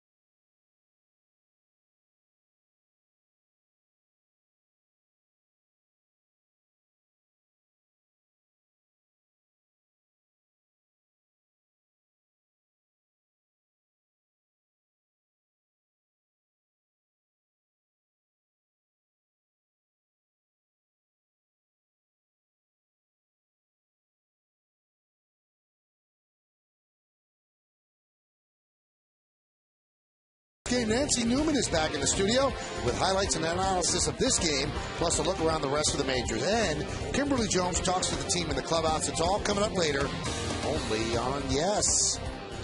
And you got to stick around, by the way, for the post-game show to find out who's today's Chevy player of the game. So another reason to stick around. David Robertson, a lot more composed on Sunday as he was on Friday after that 11th inning. Now looking for his team to score a run. David Percy is the new pitcher for the Blue Jays. And the left-hander will be appearing in his 11th game, and he will start off facing Robinson Cano. Percy's having himself a pretty good year out of the bullpen. He's been primarily a starter in the Blue Jays system. Get some information on Jorge Posada. Jorge left the game, I believe it was in the 7th inning, with a sprained left ring finger. X-rays negative. So, not broken. Day to day. Outside. Percy's a former #1 draft pick of the Jays back in 2004.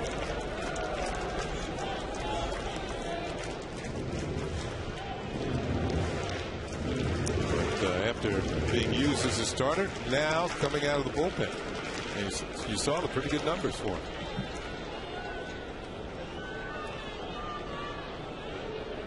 Percy's faced the Yankees once in 2008, went 4 innings, allowed 7 hits, 5 runs, a home run, and 2 walks. The 2-0. 3-0. Cano is 0 for 3 and was intentionally walked. Bottom of the 10th, Yankees looking for some pie.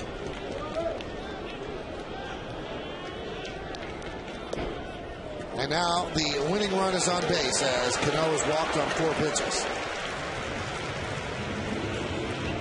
And there's the Pie Man. He has not had that much action this year. Yankees had 15 walk-offs last year in the regular season and 2 in the postseason. Here's Cervelli, who can bunt. Is Cervelli going to bunt Cano to second? You got the lefty Granderson on deck. Cervelli's a good bunter. And Encarnacion thinks he's going to bunt. He's creeping in at third.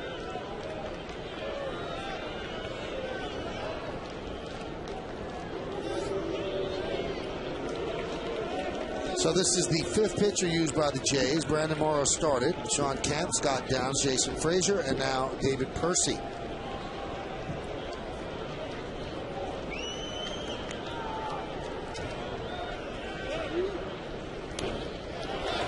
Beautiful bunt. Percy flips, and the sacrifice is successful. 1-3. Cano moves to second. Well, I mentioned he's a good bunter, and you can't do much better than that. Cervelli comes through with an excellent sacrifice bunt. Moving Cano into scoring position. See the way he holds the bat. The barrel up above the ball, deadens the ball towards first base, makes the first baseman field it, or the pitcher in this case field it. And he went bare hand. It can be dangerous when he comes up with it. Percy will make the play, flip it to Overbay for the out. That is the 6th sacrifice bunt this year. And that leads the Yankees. So here's Granderson. 0 for 4 today. A fielder's choice and 3 strikeouts. But he did score when he reached on the fielder's choice. I remember the no doubles out defense for the Blue Jays outfield. That is not in play right now because a single could beat them. So now all of them have come up pretty close. They want to have the opportunity to throw a runner out at home plate. There's a nice pitch. Fastball strike on the outside corner. 1-1. On deck is Gardner.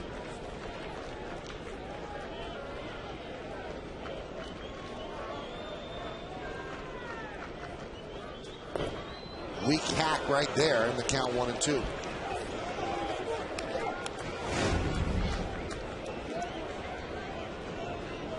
Granderson has had just 4 runs batted in this season against lefties. This is on Yesmo and kind of a tentative swing. That one not tentative, but not effective as he goes down swinging. 4th time today that Granderson has struck out all swinging. So the golden sombrero for Curtis. Here it is. That was a ball up out of the zone.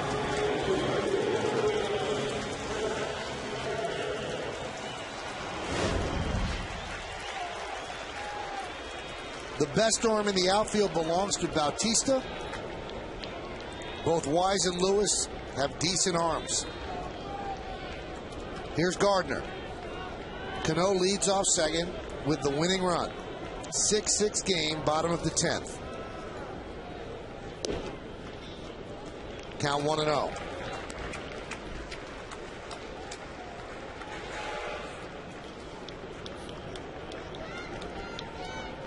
Crowd very quiet, almost holding its breath.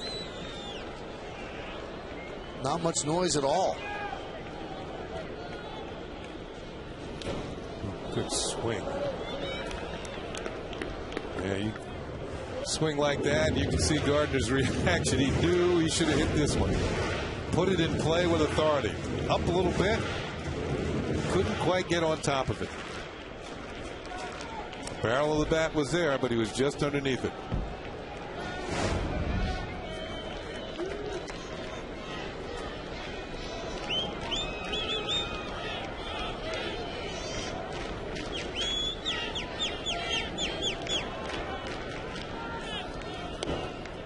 Staying away, and the count now 2-1. Now, one thing about Cano here at second base, he has to get a decent secondary lead. The infielders are back. They want to be able to knock anything down, so he should be able to get a good lead at second. You can see Gonzalez back near the grass. Nick Green's not even thinking about Cano. So he should be. There's the secondary lead. And the count 3-1. Ramiro Pena is on deck.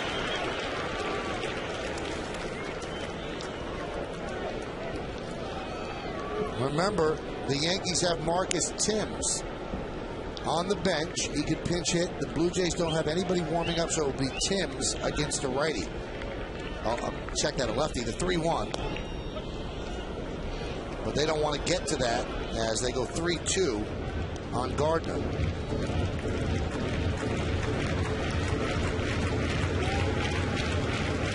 Also have Kevin Russo, another righty batter, and Colin Curtis, a lefty, on the bench. 6-6 game, bottom of the 10th. The pitch. They'll do it again. 93 miles an hour by Percy. Well, they've used Frazier, Camp, Percy, and Downs. They still have their closer, Gregg, Casey Jansen, another right-hander, and Brian Talent, a left-hander, out in the bullpen for the Blue Jays.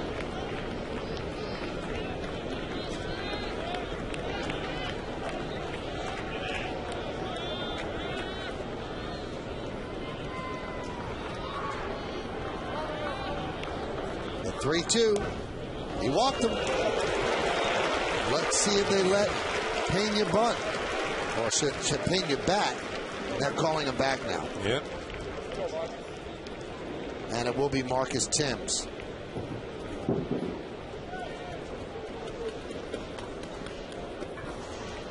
Thames has the Yankees' only walk-off this year against the Red Sox, so he has received the only pie of the year. He's been on the DL with a hamstring problem. And this would be his first at bat. He was activated today, and the Yankees sent down Chad Huffman to Scranton Wilkes-Barre. Well, there's no right-hander warming up in the bullpen, so one reason why Thames is on the team, because he has hit left-handers very well in the past. As a pinch hitter, you see his numbers. Against lefties this year, Thames 13 for 43. That's 302. Against righties, 242.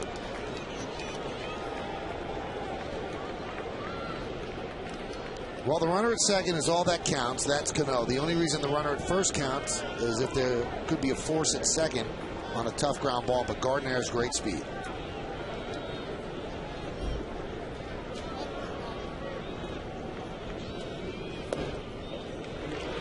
Count 1-0.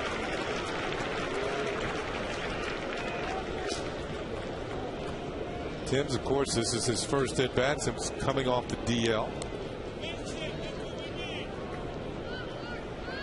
He had a hamstring problem. He was down at Scranton Wilkes-Barre rehabbing.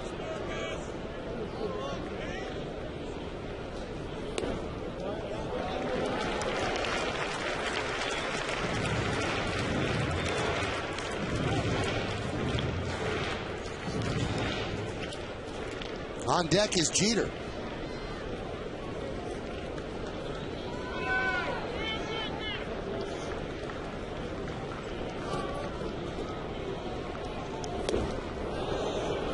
Count 2-1.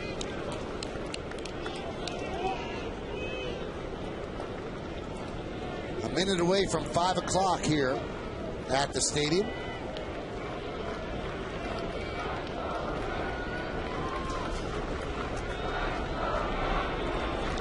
And the 2-1.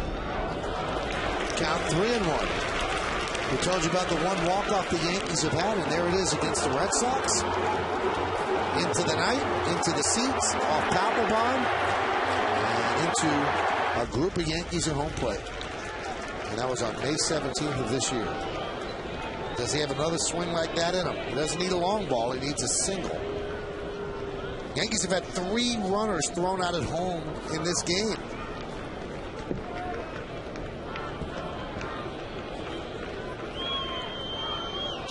Percy sets.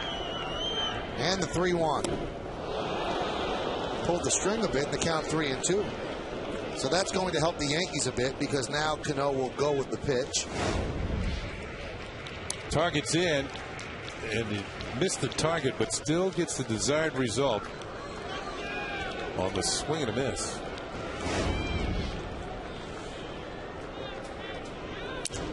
That one is looped into left field. It is a base hit. Here comes Cano. He'll score. It's a pinch hit. RBI single. A walk-off single for Marcus Thames. And the Yankees with some fireworks on the 4th of July. They win 7-6 in 10 innings. Off the DL, off the bench, and a game winner by Thames. Now Joe Girardi saved it for the right situation. In there against the lefty, no right-hander warming up in the bullpen. I think that was a key play. As Thames comes through with the base hit, and the Yankees come away with a win and take the series 2 out of 3 against the Toronto Blue Jays. There it is, broken bat, gives up the bat, gets a W. And the Yankees barely touched first base and is mobbed by his teammates. Here's another look. No play for Gonzalez. No play for Lewis. It is the second straight year with a walk-off win on the 4th of July against the Blue Jays. And this time it's Marcus Thames gets the Yankees over the railing, and they win this one by a 7-6 score. So let's talk to the hero, Marcus Thames, with Kimberly Jones. Kim? You got it, Michael. Marcus, off the DL today, a walk-off winner. How'd you do that? I've been in the cage hitting for a while, and, I got a chance to get in, and I was excited to be back today. And, I made sure I was ready to hit when my name was called up.